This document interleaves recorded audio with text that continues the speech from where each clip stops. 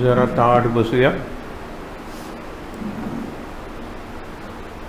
सावकाश डोळे मिटून घेऊया. सावकाश, सहज या शब्दात दोन गोष्टी असतात. एक म्हणजे सहजता म्हणजे ईज, आणि दुसरं म्हणजे सौंदर्य, ग्रेस. सौंदर्य म्हणजे ब्युटी नाही, ग्रेस अँड ईज. प्रयोगच करायचा. डोळे शांत, शरीरातल्या सगळ्या हालचाली, श्वास.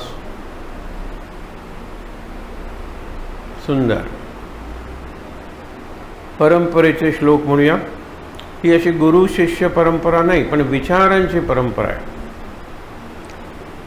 हे जे चिरंजीव असतात ते परंपरा चिरंजीव असतात आणि वृत्ती चिरंजीव असतात. आपण बघितलं होतं ब्रह्मदेव, ब्रह्मदेवापासून निरनिराळे ते हे निर्माण झाले, आमचे प्रजापती निर्माण झाले, सप्तर्षी निर्माण झाले. त्यातले वसिष्ठ, वसिष्ठ म्हणजे रामाचे गुरु. वसिष्ठांचा मुलगा शक्ती, त्याचे आपण म्हणतो चिरंजीव पराशर, पराशराचे पाराशर म्हणजे व्यास. पाराशर व्यासांचे शुकमुनी, शुकमुनींचा परीक्षित, आणि परीक्षित म्हणजे आपण सगळे. हा भाव खरंच जर मनात राहिला ना तर इतकं जवळ जायला होतं आपल्या सद्गुरूंच्या. परीक्षित म्हणजे 7 दिवसावर मरण, 6 दिवसावर मरण, 5 दिवसावर मरण. तो भाग्यवान, कारण त्याला माहीत होतं 7 दिवस तरी आयुष्य उरलेलं आहे, आपलं आयुष्य खूप उरलेलं आहे. पण ऑन व्हॉट ग्राउंड, कुठल्या आधारावर तुम्ही असं म्हणता किंवा मानता, आपल्याला तो आधार सांगता येणार नाही. म्हणून आपली ही जी परंपरा आहे ही वृत्ती परंपरा, म्हणजे ज्यांची वृत्ती आणि परंपरा चिरंजीव आणि वृत्ती चिरंजीव. नारद वगैरे वृत्ती चिरंजीव आहेत, नारदाची वृत्ती. आणि बाकी हनुमान, रामदास वगैरे आपण जे म्हणतो ते परंपरा चिरंजीव आहेत, व्यासांची परंपरा आहे. परंपरा चिरंजीव आणि वृत्ती चिरंजीव. छान. आपण श्लोक म्हणूया. गुरुर्ब्रह्मा गुरुर्विष्णुः गुरुर्देवो महेश्वरः गुरुस्साक्षात् परब्रह्म तस्मै श्री गुरवे नमः. दक्षिणे लक्ष्मणो यस्य वामे तु जनकात्मजा पुरतो मारुतिर्यस्य तं वन्दे रघुनन्दनं. लोकाभिरामं रणरङ्गधीरं राजीवनेत्रं रघुवंशनाथं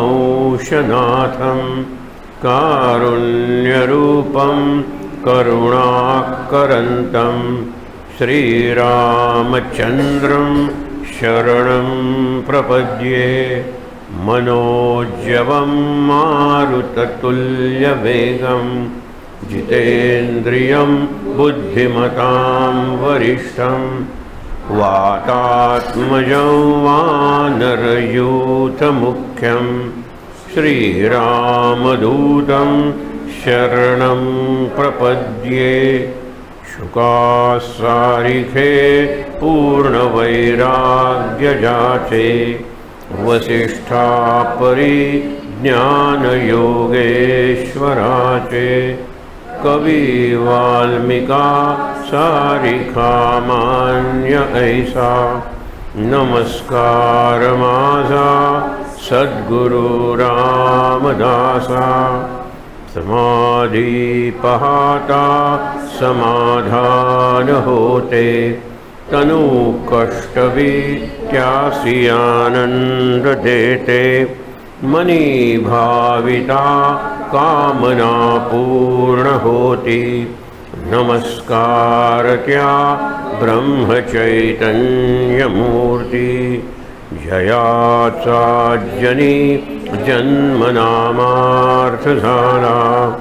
जयाने सदा वासनामात केला, जयाच्या मुखी सर्वदा नाम कीर्ती, नमस्कार त्या ब्रह्मचैतन्य मूर्ती सद्गुरुनाथ महाराज की जय।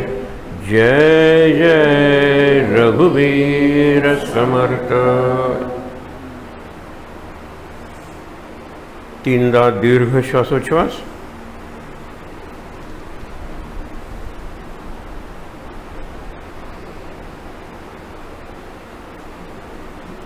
आपण महाराजांच्या प्रतिमेकडे आत्ता बघणार आहोत। आपल्याला माहीत आहे महाराजांचा मोठा फोटो साधारण किती उंचीवर आहे। उंचीच आता लक्षात घेऊया, जमिनीपासून कुठे फोटोची फ्रेम सुरू होते। आपण इतक्या वेळा तो बघितला की आपल्याला माहीत आहे डोळे न उघडता, पण आता डोळे उघडल्यानंतर मी सांगतो त्या क्रमानं दृष्टी फिरवायची। आता एकदम बऱ्याच वेळेला अनेक गोष्टी दिसतील, पण अगदी हळू डोळे उघडण्याचा हा एक अभ्यास आहे। मी सावकाश डोळे उघडतोय, महाराजांच्या फोटोची फ्रेम दिसते, महाराजांच्या गालिचा ज्याच्यावर महाराज बसलेले आहेत, गालिच्याच्या म्हणजे महाराजांच्या उजव्या बाजूला गालिच्यावर असलेल्या पादुका दिसत आहेत, महाराजांच्या डावीकडचा ग्रंथ दिसतोय, मृगाजीन म्हणजे हरणाचं कातडं, महाराज बसलेत आपण म्हणतो त्या सिंहासनात सिद्धासनात, उजवा पाय डाव्या मांडीवर, डावा पाय उजव्या मांडीच्या खाली, नंतर मुख्य म्हणजे डावा हात डाव्या गुडघ्यावर, महाराजांच्या गळ्यातला हार, त्या हाराचा गुच्छ, त्याच्या मागे असलेली महाराजांची नाभी, छाती, कंठ, महाराजांचे खांदे, उजवा हात याच्यावर तो आहे स्थिर तो ब्रह्मदंड, महाराजांचा कंठ, महाराजांची हनुवटी, ओठ, नाक, गाल, कान, डोळे, भुवया, भ्रूमध्य, भव्य कपाळ, मधलं 3 रेघांचं उभं गंध, मधल्या रेघेच्या मध्यभागी टिळा आणि महाराजांच्या मस्तकाचा सगळ्यात वरचा बिंदू ब्रह्मरंध्र। आता आपणच या क्रमानं उलट येत खालपर्यंत जाऊया, शक्यतो शांत दर्शन घ्यायचं आणि नंतर महाराजांचं जे हृदय आहे, छाती आहे, तिथे काही क्षण दृष्टी स्थिर करून पाहायचं आहे, श्वासोच्छ्वास नेहमीप्रमाणे म्हणजे नॉर्मल।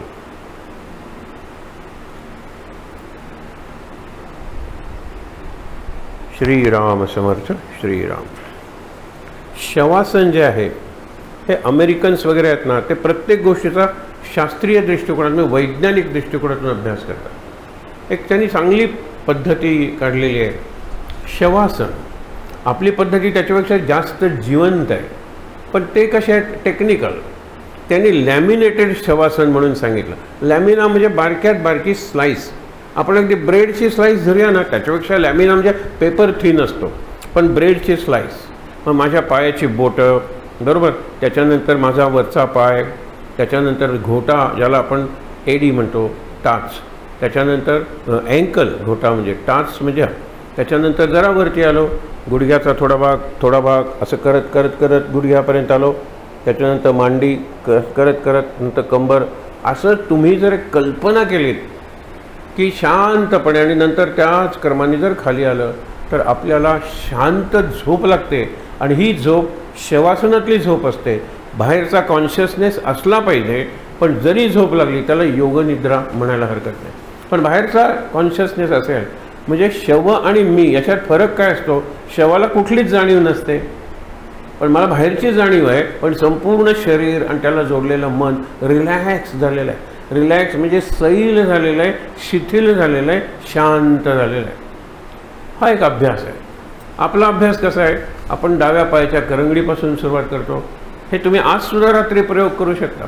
डाव्या पायाचे शांतपणे झोपले पाठीवर, आणि जसं मला थोडेसे हात दूर आहेत आणि कुठे आहेत तळहात म्हणजे जे आहेत ते याच्याकडे आकाशाकडे असे, तर त्यामुळे काय शांतपणे डाव्या पायाची करंगडी, त्याच्या शेजारचं बोट, मधलं बोट, त्याच्या शेजारचं बोट आणि अंगठा, उजव्या पायाची करंगडी, शेजारचं बोट, मधलं बोट, त्याच्या शेजारचं बोट, अंगठा, स्वतःला सांगायचं की ते मेलेलं आहे, आता शव, माझ्या शरीराचा तो भागच नाही, इतकं ते लूज पडलेलं आहे, शिथिल पडलेलं आहे की त्याला वजन नाही, त्याला हालचाल नाही, कदाचित त्यातून रक्तप्रवाह सुद्धा. हे शवासन जे आहे ना, मनाला सूचना, बुद्धीनं सूचना देणं हेही महत्त्वाचं आहे. आणि हळूहळू त्या सूचनांप्रमाणे जर आपण गेलो तर असा पाय. दुसरं एक आहे की तुम्ही करंगडीतली संपूर्ण वेदना, संवेदना, चैतन्य काढून घेतलेलं आहे आणि हृदयात आणून साठवलेलं आहे. शेजारचं बोट अगदी सुंदर काढलेलं आहे, तिथून आणून हृदयात साठवलेलं आहे. त्याच्यानंतर असं करत करत सगळं चैतन्य हृदयात एकत्र होतं. मस्तकाकडून सुद्धा चैतन्य काढून घेतलेलं आहे, कपाळाकडून वगैरे सगळं क्रमाक्रमाने काढलं आणि हृदयात सगळं चैतन्य साठवलेलं आहे. छान वासनला निरनिराळ्या पद्धती असतात. त्या निरनिराळ्या पद्धती का उपयोगी पडतात, त्याच पद्धतीचं यांत्रिकीकरण होतं, मेकॅनायझेशन होतं. 30 दिवसासाठी 30 ध्यान पद्धती कुणीतरी लिहिलेलं आहे. परवा मला बघितलं 26पर्यंत लिहिलेलं आहे, पुढचं सुद्धा कुठेतरी लिहिलेलं आहे. म्हणजे 30 दिवसांचा तो वर्ग होता आणि रोज निराळ्या पद्धतीने आम्ही ध्यान करत होतो. कधी concentration on body, concentration of mind, concentration on surrounding, असं करत करत करत ध्यान. म्हणजे रोज निराळी पद्धत असल्यामुळे कंटाळा येत नव्हता. आणखीन एक तुम्हाला तो सतत सांगायचं, मी महाराज तुमचा आहे, महाराज मी अत्यंत आनंदात आहे, महाराज मी तुमचा आहे. किती महाराज कणाकणावर, क्षणाक्षणावर आणि प्राणाप्राणावर. These are 3 dimensions of our life. प्राण इज माय एनर्जी, कण हे माझी बॉडी, मटेरियल, मॅटर, आणि क्षण is my time, time at my disposal, number of years. या गोष्टी आहेत, त्या सगळ्यावर महाराज तुमचं राज्य चालतं. आत्ताचा प्रसंग बघा, मी आय वॉज इन 2 minds. काय बघा, आजच्या प्रवचनावर बोलूया का, त्याच्यापेक्षा उद्याचं प्रवचन चांगलं आहे, चित्ताची एकाग्रता. महाराज म्हणलं तुम्हीच विषय शिकवा. आणि सहज डायरी उचलली आणि हा कागद बाहेर पडला. त्याच्यात संपूर्ण महाराजांचं चरित्र आहे. आपण त्यातले काही प्रसंग बघूया. हे चरित्र आपल्या डोळ्यासमोर आहे. महाराज म्हणाले की परवा दिवशी माझी महासमाधी आहे ना, आज रिवाईज कर माझं लाईफ, जीवन कसं होतं. आणि हे प्रसंग महाराजांच्या हृदय आठवणी याच्यावर आधारलेला आहे. त्यावेळेला आपण म्हणतो ना की हिताचा उपदेश जो आहे ते दुसरं पुस्तक आलं की सहज बोलणे हित उपदेश, ते नंतर आलं. या हृदय आठवणी त्या पुस्तकात आहेत. शिवाय जास्त आहे, 375 आठवणी आहेत. रोज एक आठवण वाचायचे, वर्षभर पुरेल की होते. आणि आवडल्या तर जास्त वाचा, पण चिंतनासाठी एक आठवण. खूप आठवणी आहेत आणि त्या जिवंत आठवणी आहेत. डोळ्यासमोर प्रसंग उभा राहतो. पहिल्यांदा ज्या हृदय आठवणी म्हणून छोटं पुस्तक होतं, त्यातले हे 35 प्रसंग निवडलेले आहेत. आपण स्पर्श करून पुढे जाऊया. पण हा विषय महाराजांनी सुचवलेला आहे. अलगद तो पेपर आणून माझ्या मांडीवर पडला. इतकी जर शरणागती असेल ना तर कारणच नाही भ्यायचं, खरंच भ्यायचं कारण नाही. तुम्हाला सांगतो की आता इतक्या इझिली माझ्यासमोर माझे मित्रही बसलेले, सहज गाडी जात होते, ट्रॅफिक चांगली होती. अशा वेळेला एक बैल येतो आणि आमच्या गाडीवर एवढी जोरात धडक देतो. बैलाला लागलंच आहे. आमची प्रार्थना बैलासाठी होती. गाडी अशी फिरली, शेजारी कल्वर्टची भेव होती, स्क्रेप करून ती गाडीचं नुकसान झालं. आम्हाला काही म्हणजे काही झालं नाही. ड्रायव्हर होता तो रागवून एक प्रश्न त्याने विचारला आणि आम्हाला अजूनही तो प्रसंग, अरे तुम्हाला तो बैल नाही दिसला? म्हणजे कौसात त्यांनी म्हटलं, रेड्यानो बैल दिसला नाही एवढा मोठा? खरंच मला दिसला नाही. इतक्या वेगात तो आला. गाडी उलटी पालटी झाली असती, पण ती अशी ह्याच्यावरच ठेवली महाराजांनी. सुंदर केलं. तसं घडणारच होतं, लक्षात ठेवा. महाराज म्हणाले मी सोयीनं घडवतो. तुमच्या जीवनात त्यावेळेला तो ॲक्सिडेंट घडणारच होता. दुसरा एक, बऱ्याच वेळेला असं घडतं, पण आपण लगेच हादरून जातो. काय महाराज, कशाला काय महाराज? महाराज म्हणतात क्षणोक्षणी आहे ना मी, तुझ्या संपूर्ण प्रॉपर्टी आणि देहाच्या कणाकणात आहे ना मी, आणि तुझ्या संपूर्ण आयुष्याच्या प्राणात शक्ती मी आहे ना. विचार करा. आपण सतत महाराजांशी बाहेरून तुम्ही सिनेमा बघाल, बाहेरून तुम्ही मित्राशी बोलाल, क्रिकेटची मॅच बघाल, आतून सतत महाराजांशी जोडलेलं. अवघड आहे का? सोपं आहे हो. सकाळपासून आम्ही 2 शब्दांवर महाराजांचा विचार करतोय की सुलभ आहे का सहज आहे. महाराज म्हणतात नाम हे सुलभ नाही पण सहज आहे. अंतरंगाची एकाग्रता ही सुलभ नाही पण सहज आहे. आता सुलभ आणि सहजमध्ये काय? अशा वेळेला इंग्रजी शब्द बघायचे. आपल्याला माहीत आहे सुलभ म्हणजे इझी आणि सहज म्हणजे नॅचरल आहे. जसा माझा श्वास आहे तो सहज आहे. सहज म्हणजे माझ्याबरोबर जन्मलेला आहे आणि तो माझ्याबरोबरच संपणार आहे. उलटं बोलूया, श्वासाबरोबर मी जन्मलेलो आहे आणि श्वासाबरोबरच माझं जीवन संपणार आहे. इतका सहज आहे तो, मला जाणीवही नाही. आणि सुलभ म्हणजे काय? लभ म्हणजे लाभणे. सुलभ म्हणजे सहज कुठेही मिळतं. सुलभ नाही ना, पण सहज नक्की आहे. ठरवलं तर की तुमच्या जीवनाचा जिवंत भाग, ज्याला ऑर्गॅनिक इंटिग्रल पार्ट, ऑर्गॅनिक भाग आहे. जशी माझी बोटं आहेत ना तसं एक नाम आहे, जसा माझा हात आहे ना नाम आहे. आपण गोपींचं ते गीत नेहमी उदाहरण वगैरे देतो, 10-20 असती का रे मने उद्धवा, एकमात्र होते ते मी दिले माधवा. 10-20 बोटं आहेत मला, हाताची 10 आणि याची पायाची 10. ही बोटं आहेत का मन म्हणजे? नाही आहे, एकच मन होतं, ते दिलं आम्ही माधवाला. तर उद्धवा, मन लावून त्यांनी दिलेली चिठ्ठी किंवा निरोप ऐका हे तू सांगतोय. एक म्हणजे तू खोटं बोलतोय, जो आत आहे तो बाहेरून पत्र कशाला पाठवेल? आणि जर सतत मी त्याच्याशी जोडलेली आहे तर दुसऱ्याने पत्र आणायची मला काय गरज आहे?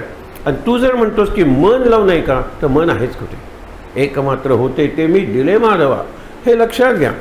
आपण काय विचार केला? सतत महाराजांशी आतून जोडलेलं राहा आणि बाहेरून प्रपंच करा. बाहेरून रोबोसारखा प्रपंच करा. महाराजांच्या आजच्या चित्ताची एकाग्रता दुसरा शब्द महाराजांनी वापरला आहे, शोधून काढा. जे प्रवचन उद्याच आहे. प्रपंचाला किती शक्ती देणार आहात, किती वेळ देणार आहात, किती उमेद आणि उत्साह देणार आहात, लक्षात ठेवा.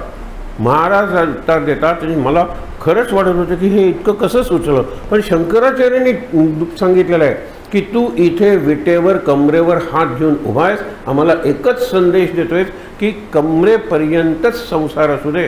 तुम्ही भवसागर जे म्हणता तो कमरेपर्यंतच असू दे. आणि लक्षात ठेवा, सगळी उपभोगाची इंद्रिय आहेत ना ती नाभीच्या खाली आहेत. पोट नाभीच्या खाली, मलमूत्र विसर्जन नाभीच्या खाली, पुनरुत्पादन नाभीच्या खाली, आणि हात आणि पाय दे आर कॉल्ड एक्स्ट्रीमिटीज, पायसुद्धा नाभीच्या खाली. मग वरती तुम्ही कशाला संसार आणता? मी प्रयत्न करून तुम्हाला सांगतोय, संसारातला कुठलाही निर्णय घ्यायला महाराजांना शरण घेऊन फार वेळ लागत नाही. ते म्हणतात ना की संसार हॅबिट फोर्सवर करा आणि प्रपंच किंवा परमार्थ किंवा उपासना इन्स्पिरेशन लेवलवर करा. इन्स्पिरेशन आपण म्हणतो ना की महाराज मला शक्ती द्या, मला बुद्धी द्या, मला स्फूर्ती द्या. आणि त्याच वेळेला मी लगेच म्हणत असतो की आपल्या जीवनातलं स्फूर्तीचं डायमेन्शनच गेलेलं आहे. आपण इतके यंत्रासारखे झालेलो आहोत. त्यावेळेला ते टकाटक चकाचक. अरे कुणी सांगितलं टकाटक? टक टकाटक का नाही? टक टक टकाटका का नाही? हे मलाच जमलं पाहिजे. म्हणून लक्षात ठेवा, त्यावेळेला त्या कृतीला तो रिस्पॉन्स, त्या व्यक्तीकडे तसं वागणं. करू नका तसं. नवीन वर्ष नुकतं सुरू झालेलं आहे, आपण काहीतरी नवीन बनवूया की. हे तुम्हाला आत्ता जे सांगितलं ते अत्यंत महत्त्वाचं आहे. महाराज म्हणतात की इतकं सुंदर जीवन आहे, स्फूर्ती गेलेली आहे त्याच्यातली. स्फूर्ती म्हणजे इन्स्पिरेशन. इन्स्पिरेशनची साधी वाक्य आहे, स्थल काल निमित्त याच्या पलीकडचे. आत्ता मला स्थळाचं भान आहे का? हो, मी खुर्चीवर बसलो आहे, तुमच्या समोर बसलो आहे. काळाचं भान आहे का? आत्ता सुरू झालेलं आहे, या वाजता संपवलं पाहिजे. आणि निमित्त काय? तर महाराजांची पुण्यतिथी आहे, त्याच्या आधी 2 दिवस आपण जमलेलो आहोत. बोलता बोलता बोलता एक क्षण असा येतो की स्थळ विसरलं जातं, काळ विसरला जातो, निमित्त आणि एक सुंदर कल्पना आहे. ती प्रार्थना करूनच आम्ही प्रवचनाला येतो की आज एक इन्स्पिरेशन पाहिजे, एक फ्लॅश पाहिजे. फ्लॅश असा असतो, एकदम येतो. आकाशातली वीज केव्हा कोसळेल माहीत नाही, एकदम येते, भरपूर तेजस्वी असते आणि पडून जाते. तो फ्लॅश प्रवचनात आला तर ते प्रवचन करायलाच आपलं प्रवचन नवीन वाटतं. हे स्फूर्तीचं एलिमेंट किंवा डायमेन्शन म्हणजे स्फूर्तीचं एक अंग आहे आपल्या शरीराचं, ते पण गमावून बसलेलं. उत्स्फूर्त असं जवळजवळ काही घडत नाही का? कारण मी तसं जगत नाही, मी तसं करत नाही, मी तसं वागत नाही, कारण मला तसं वागायचंच नाही आहे. झेरॉक्स लाईफ चाललेलं आहे. झेरॉक्स. कुठेतरी एक मास्टर प्रिंट होती, आता चला नवीन वर्षाला कॉपी चालू झाली. मला बाहेरून टाईम टेबल दिलं जाणार आहे. आतलं टाईम टेबल मी का तयार करतो? आत मी मुक्त का नाही राहत? बाहेरचं टाईम टेबल सकाळी 8ला शाळा, त्याच्यानंतर असेंब्ली, 8-10ला पहिला पिरियड, नंतर इंटरवल. हे दिलेलं आहे मला टाईम टेबल. नंतर यावेळेला हा विषय शिकवायचा. This is given to me, it is imposed on me. Imposed. आतून काय येतं? उत्स्फूर्तपणे मी काय करतो? तीच कविता त्याच वर्षीच्या 3 डिव्हिजन्सला निराळ्या पद्धतीने शिकवणारे शिक्षक आहेत. मुलं कंटाळत नाहीत आणि तो शिक्षक शेवटपर्यंत एव्हरग्रीन राहतो. सदा हरित ज्याला म्हणतात, एव्हरग्रीन, पिकतच नाही त्याच्या मनाचे कुठलंही पान. हे लक्षात ठेवा. मुद्दा काय आपला की का नाही ABC डिव्हिजन्स आहेत, the same poem is there. मी या वर्गाला अशी शिकवेन, त्या वर्गाला तशी शिकवेन. मी जर एक्सरसाइज करायचं ठरवलं ना, अरे आपण बुद्धिमान आहोत, आपल्याला तेवढी बुद्धी आहे, पण आपण नाहीच जगत तसे. आपला अग्नी असतो ना, तो जास्तीत जास्त, तुम्ही लोहाराचा भाता बघितलाय, बेलोज म्हणतात, ज्याला भस्त्रिका म्हणतात. आपण नुसता व्यायाम करतो प्राणायाम शरीराचा, मनाची भस्त्रिका कुठे गेली? बेलोज म्हणजे भातात ठे केल्यानंतर किती ठिणग्या निघतात. ही ठिणगी प्रत्येक आहे ना, ती स्फूर्ती आहे. दॅट स्पार्क, आपण शब्दच वापरतो, that spark is something new. त्याच अग्नीतून निघालेलं आहे. माझं तेच जीवन आहे, तीच बायको, तीच नवरा, तर तोच नवरा, तेच घर, तीच गाडी, तेच ऑफिस, सगळं तेच तेच आहे. ही फायर आहे.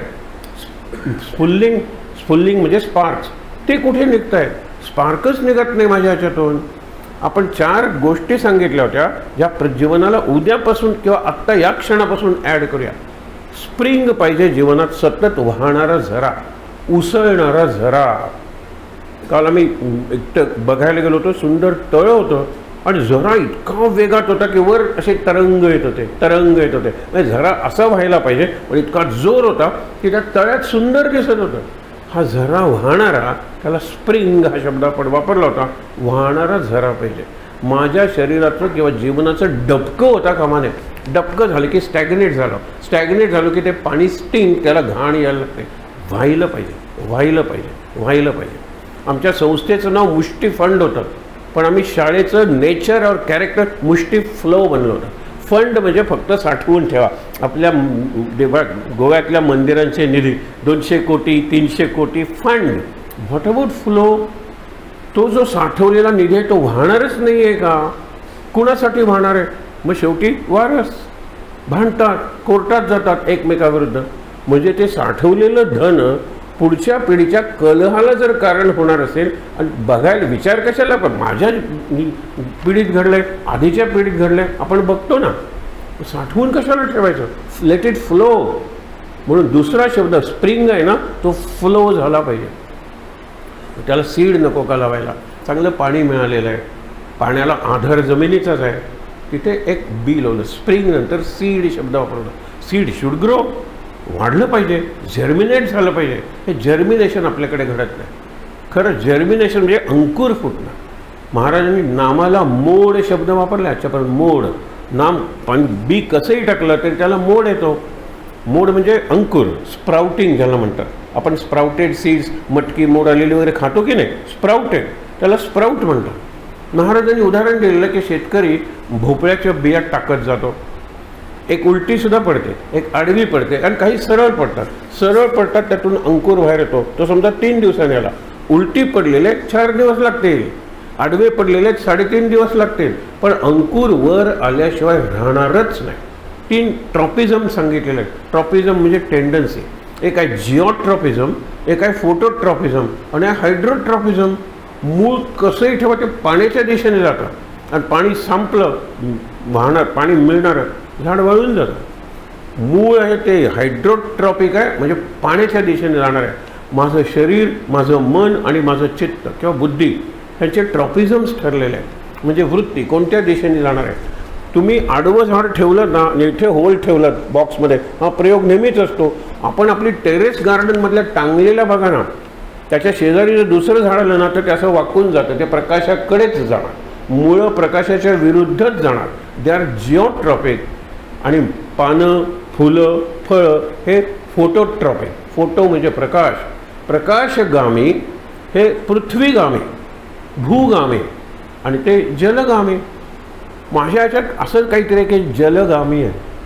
माझ्या भावना वाहिल्या पाहिजे, डोळ्यातून अश्रू वाहिले पाहिजे, रक्त जोरात वाहून घाम, स्वेदबिंदू आले पाहिजेत. स्वेदगंगा, काल आम्ही गेलो होतो त्या घराचं नाव होतं स्वेदगंगा, कुळागर आणि अरण्य प्रसाद, अशी 3 नावं होती त्यांच्या 3 घरांना. मी सहज विचारलं, अरण्य प्रासाद म्हणायचं होतं का रे, अरण्य प्रसाद म्हणजे काय? आणि हसून सांगितलं की इथे वाळलेली जी झाडं होती ना, ती आणूनच आम्ही टोळ्या वगैरे करून हे घर बांधलेलं आहे. अरण्याचा प्रसाद नाही करतो म्हणून अरण्य प्रसाद नाव दिलेलं आहे. कुळागर नाव चांगलं आहे. आणि स्वेदगंगा ही एकाच माणसाच्या 3 घरांची नाव आहे. सहज लक्षात घ्या, हे उत्स्फूर्तपणे दिलेलं नाव आहे. बाकीच्यांपेक्षा काहीतरी निराळं, काहीतरी निराळं. काल जगतोय त्याच्यापेक्षा काहीतरी निराळं. ही कृती काल अशी केली होती, आज ही कृती. प्रत्येक गोष्ट निराळी करता येतो, प्रत्येक क्षणाला निराळ्या पद्धतीने जगता येतं.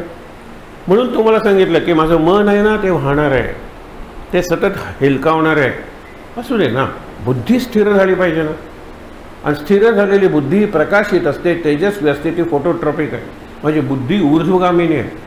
माझं मन आहे ना ते वाहणार आहे पाण्यासारखं, ते पाण्याच्या दिशेने जाणार आहे. हायड्रो म्हणजे पाणी.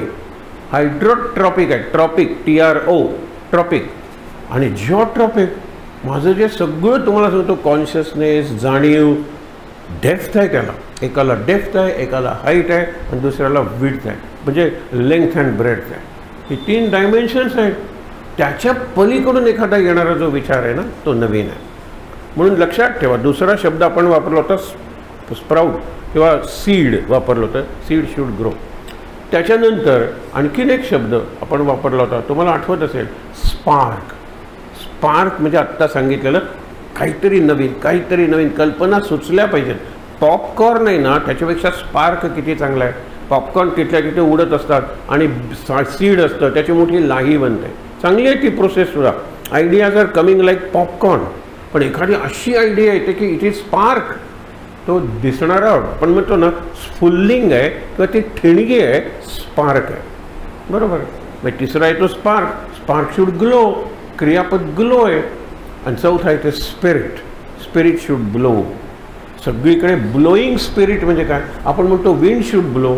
आपण क्रियापद कुठली वापरली, spring should flow, spring and flowing. बरोबर. Seed and growing, spark and glowing. Glow म्हणजे चमाकणे, चकाकणे, ग्लोईंग.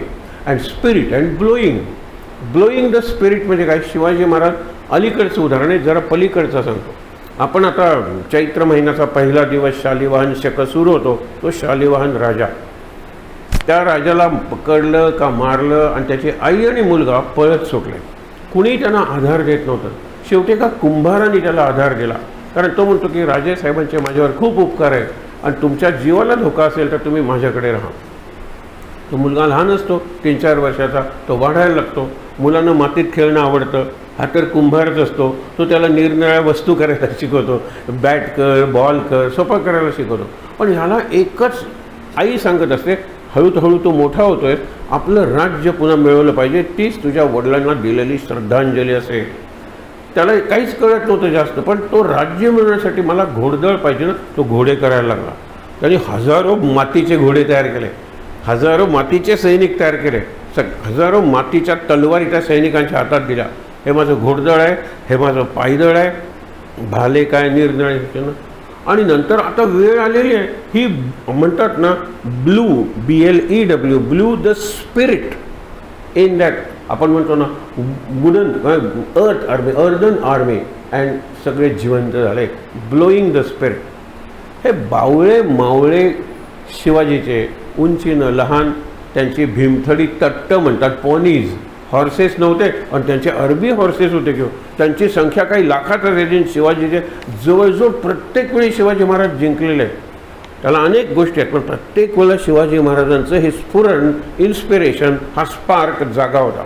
एकदा ते असे वेढलेले होते, ते म्हणाले आपल्याकडे खूप सैन्य आहे, हे त्यांना कळलं पाहिजे. पुण्याला जाताना पहिल्यांदा कात्रजचा घाट लागतो आणि पुण्याला तो खान होता, शाहिस्ता खानाचे बोटं वगैरे सगळे पुण्याला घडलेले प्रसंग आहेत.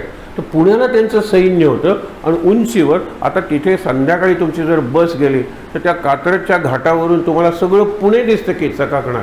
त्यांनी काय केलं की बैलांच्या शिंगाला पलिते बांधले, बैलांना काही इजा होणार नाही, मशाली, आणि त्या पेटवून दिल्या आणि बैल असे आडवे तिडवे घाटातून सोडले. त्यांना म्हटलं केवढं सैन्य आहे, संपतच नाही आहे, कारण एका बैलात 2 सैनिक झाले की नाही. आणि त्यांनी माघार घेतलेली आहे. ही युक्ती का सुचली, शिवाजी महाराज म्हणाले जस्ट लाईक दॅट. त्या औरंगजेबासारख्या अत्यंत पाताळयंत्री राजाकडून सुटणं त्या नजराण्यातून ही कल्पना कशी आली शिवाजी महाराजांना. ते म्हणाले पहिल्यांदा मी पेटायला आजारी पडल्याचं नाटक करावं लागलं, कसं सिक्वेन्स कसा आहे, मग आजारी पडले तर दुआ पाहिजे, अल्लाह के म्हणा किंवा भगवंताची कृपा पाहिजे, मग काहीतरी दान केलं पाहिजे म्हणून फळं लुटतो, हे लुटतो आणि रोज ते तपासायचे. आणि ते अत्यंत नेणारे जे पेटारे होते ते अत्यंत आनंदित, हे लड्डू खाओ, हे खाओ, सुंदर आहे ही सुंदर मिठाई. आणि त्यांना एवढं वाटलं की वरचेच फक्त बघायला लागले, खाली कंपार्टमेंट करून शिवाजी महाराज निसटलेले. आता ही दुसरी कल्पना तुम्हाला एक सांगतो की अत्यंत विचित्र वाटेल तुम्हाला, पण ह्या दीज आर द इन्स्पिरेशन्स. हे ह्याच्यासाठी प्रार्थना करूया आपण. तो जुबिन मेहता येतो 500-600 त्याच्या वादकांना येऊन आणि म्हणतात ना फिल हार्मोनिक ऑर्केस्ट्रा सादर करतो मुंबईच्या ब्रेबॉन स्टेडियमवर.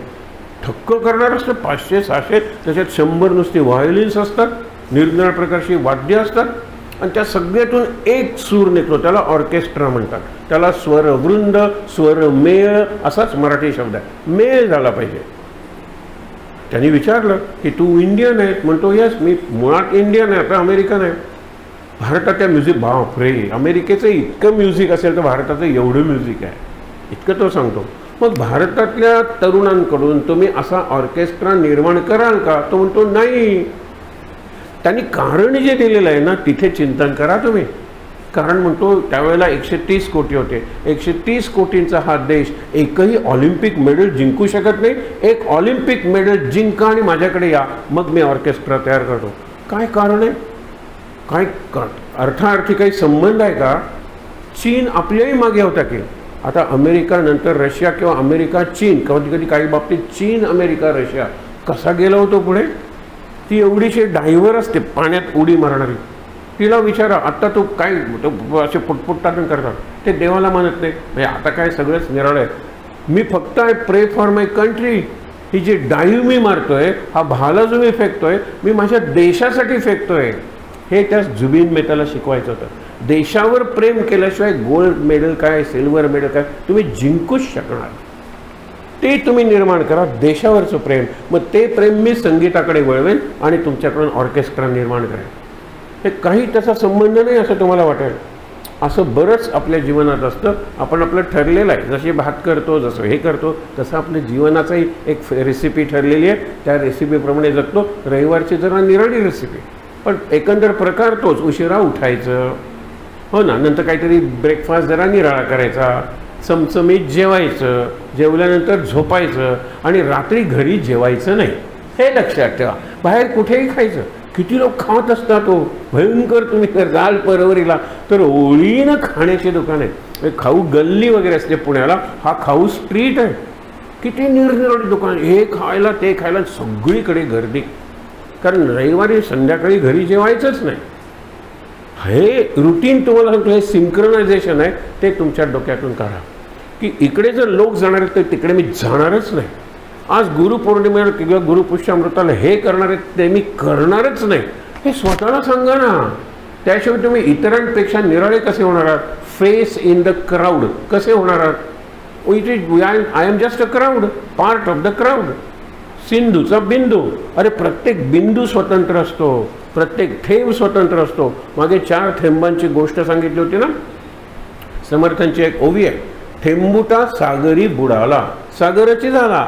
थेंबुटा म्हणजे बारका थेंब. पावसाचे थेंब पडत होते.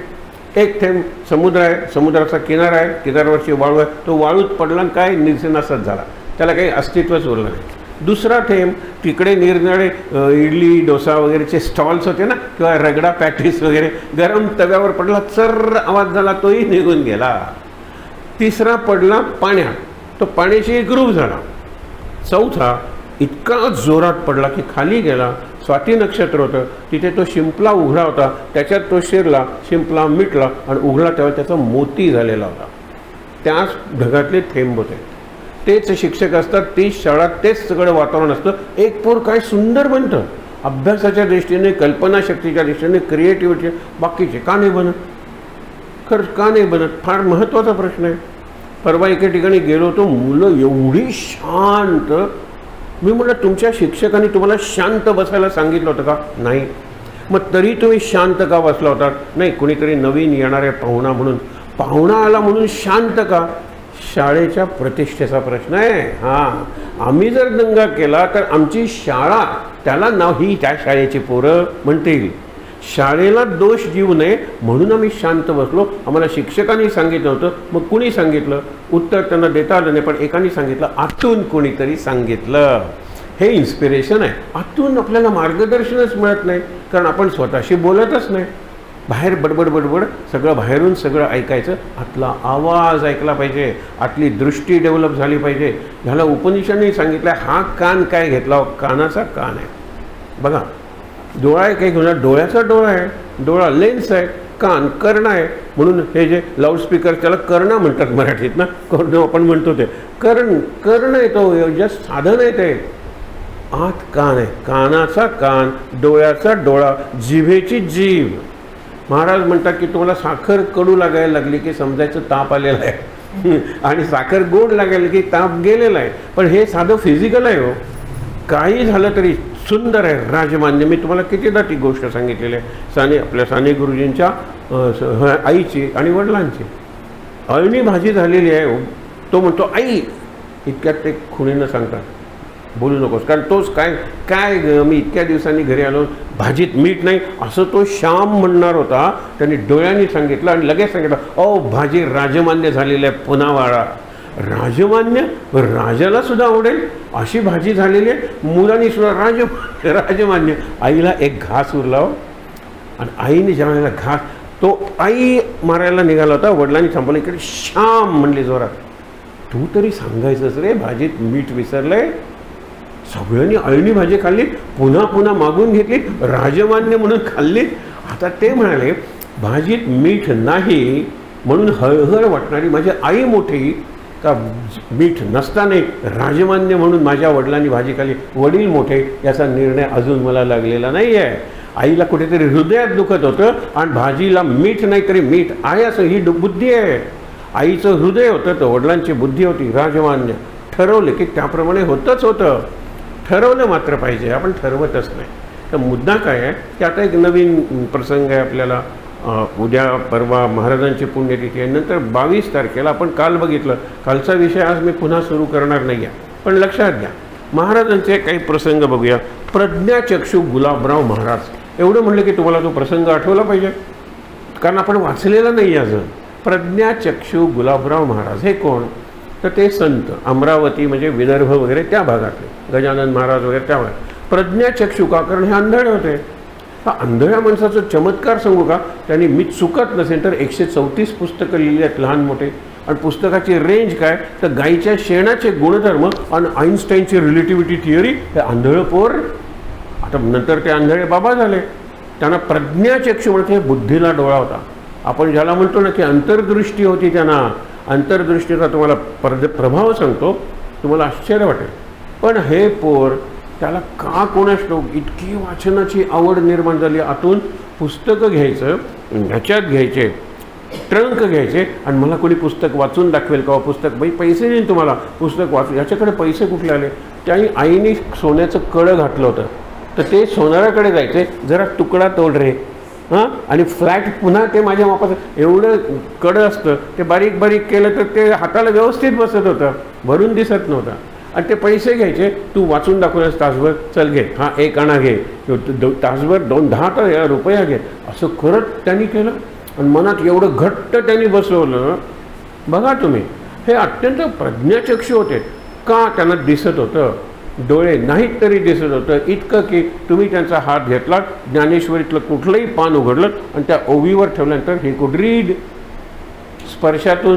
म्हणजे तुम्हाला असं वाटतं की काय बोटांना डोळे नाही आहेत, हां, कानाला बोटं नाही आहेत. सगळी इंद्रिय सगळ्या इंद्रियांचं काम करतात. जो माणूस अंधळा आहे ना, त्याचं स्पर्शज्ञान जास्त चांगलं होतं. त्याच्या पायालाच डोळे फुटतात, त्याच्या त्वचेला डोळे फुटतात. अंधळा आहे तो, त्याला जरा कळत आहे बाबा नाही, आई नाही आहेत, हा कोणीतरी निराळा आलेला आहे. त्याची जमिनीवर जे पावलं पडतात, आपल्याला ती व्हायब्रेशन्स जाणवतच नाहीत, कारण आपल्याला डोळे आहेत ना, आपल्याला कान आहेत. म्हणजे याला डोळे नाहीत, कान नाहीत, त्याची बाकीची इंद्रिय कॉम्पेन्सेट करतात. म्हणून ज्ञानेश्वर म्हणतात माझी सगळी इंद्रिय कानात येतात ज्या वेळेला मी भगवंताचं नाव ऐकत होतो, माझी सगळी इंद्रिय डोळ्यात येतात ज्या वेळेला भगवंताचं रूप मी सगळी इंद्रिय कंठात येतात ज्या वेळेला मी भगवंताची आरती गात असतो, सगळी इंद्रिय पायात येतात जेव्हा प्रदक्षिणा घालत असतो, सगळी इंद्रिय म्हणजे पायाला डोळे फुटले होते, पायाला हात फुटले होते, पायाला कान फुटले होते, हे झालं ना तर ती पूर्णपणे एकात्म अशी व्यक्ती किंवा व्यक्तिमत्व आहे. आपल्याला जमेल का सांगतो, सुलभ नाही पण सहज आहे. कारण हे बनण्याची सगळी इन्ग्रेडियंट्स इनबिल्ट आहेत. माणूस म्हणून जन्मलो तेव्हा हे सगळं मला मिळालेलं आहे, पण मी इतरांसारखं वागत असल्यामुळे इतरांसारखं मला ते कळलेलंच नाही मी इतरांपेक्षा निराळा होऊ शकतो म्हणून. आणि इतरांपेक्षा निराळा का व्हायचं? सोपं आहे. Common uncommon, ordinary extra ordinary, standing outstanding, outstanding extra ordinary आणि अनकॉमन का नाही व्हायचं?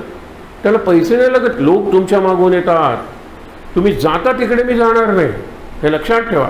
तुम्ही गुरुपौर्णिमेला जाता कुणा चांदी खरेदी करायला, सोनं खरेदी करायला, मी करणारच नाही. मी पुस्तकाच्या दुकानातून ते पुस्तक करेन, मला त्याच्यात अमृत वाटतं, गुरु वाटतं. आणि पुष्य म्हणजे पोषण, या पुस्तकातून माझा गुरु माझ्या बुद्धीचं पोषण करणार आहे, हे गुरु पुष्य अमृत. तुम्ही प्रपंचाचं पोषण अडीअडचणीला व्हावं म्हणून सोनं खरेदी करता, सोन्याच्या दुकानात हे गर्दी नाही जाणार. इथून पुढे कुठे काय निराळं करायचं. आणि तुम्हाला तो कधी कधी जरा विरोध होईल, लोक कॉमेंट्स टॉन्ट्स मारतील, पण हे जर मला करायचं तर काहीतरी किंमत दिली पाहिजे. पुढे तेच लोक नमस्कार केल्याशिवाय राहत नाही, तेच लोक जे टॉन्ट्स मारत असतात ते खरी प्रेज केल्याशिवाय राहत नाहीत. पण आपण लोकांनी काय करावं याचा विचार सोडला पाहिजे. हे लोक आपल्याला कधीच मदतीला येत नाही, पण आपण त्यांची भूतं आपल्या छातीवर नाचवतो आणि त्यांच्या कल्पना बुद्धीत घेतो. लोक काय म्हणतील, काय लोक कुठल्या अडचण, ही नवीन पिढी आहे ती त्या मनाने बरी आहे. लोक केव्हा आपल्या मदतीला धावून आले नाही ना. आपल्याला शॉर्ट सर्किटून आग लागली तो आपल्या घराला लागणार नाही ते लोक बघत होते. फायर ब्रिगेडचा आला त्यावेळेला त्यांनी ती मुलं आठवणी सांगतात, तुम्ही काय लोकांची घेऊन बसलेला, बिलकुल नाही लोकांना किंमत, हे लक्षात ठेवा. म्हणून पहिली जी गोष्ट होती प्रज्ञाचक्षु गुलाबराव महाराज, त्यांना सगळं दिसत असायचं. ते कधी कधी त्यांना मधुराद्वैताचार्य, बघा मधुर अद्वैत आचार्य, मधुरात. आणि त्यांचं एक सुंदर पुस्तक आहे चरित्राचं, त्याची प्रस्तावना लता मंगेशकरांनी लिहिली आहे. एवढं महत्त्वाचं वाटतं. ते व्यक्तिमत्वच तसं होतं. कधी केस वळवायचे, वेणी घालायचे, कुंकू लावायचे, काकणं घालायचे, आणि त्यावेळेला ते मीरा व्हायचे. लक्षात ठेवा, कृष्णाची मीरा व्हायचे. ते एका श्रद्धेनं कायम जगले की मी ज्ञानेश्वरांची मुलगी आहे आणि कृष्णाची पत्नी आहे, मी राधा आहे. ज्ञानेश्वरांची मुलगी कसं मानसकन्या आहे ना.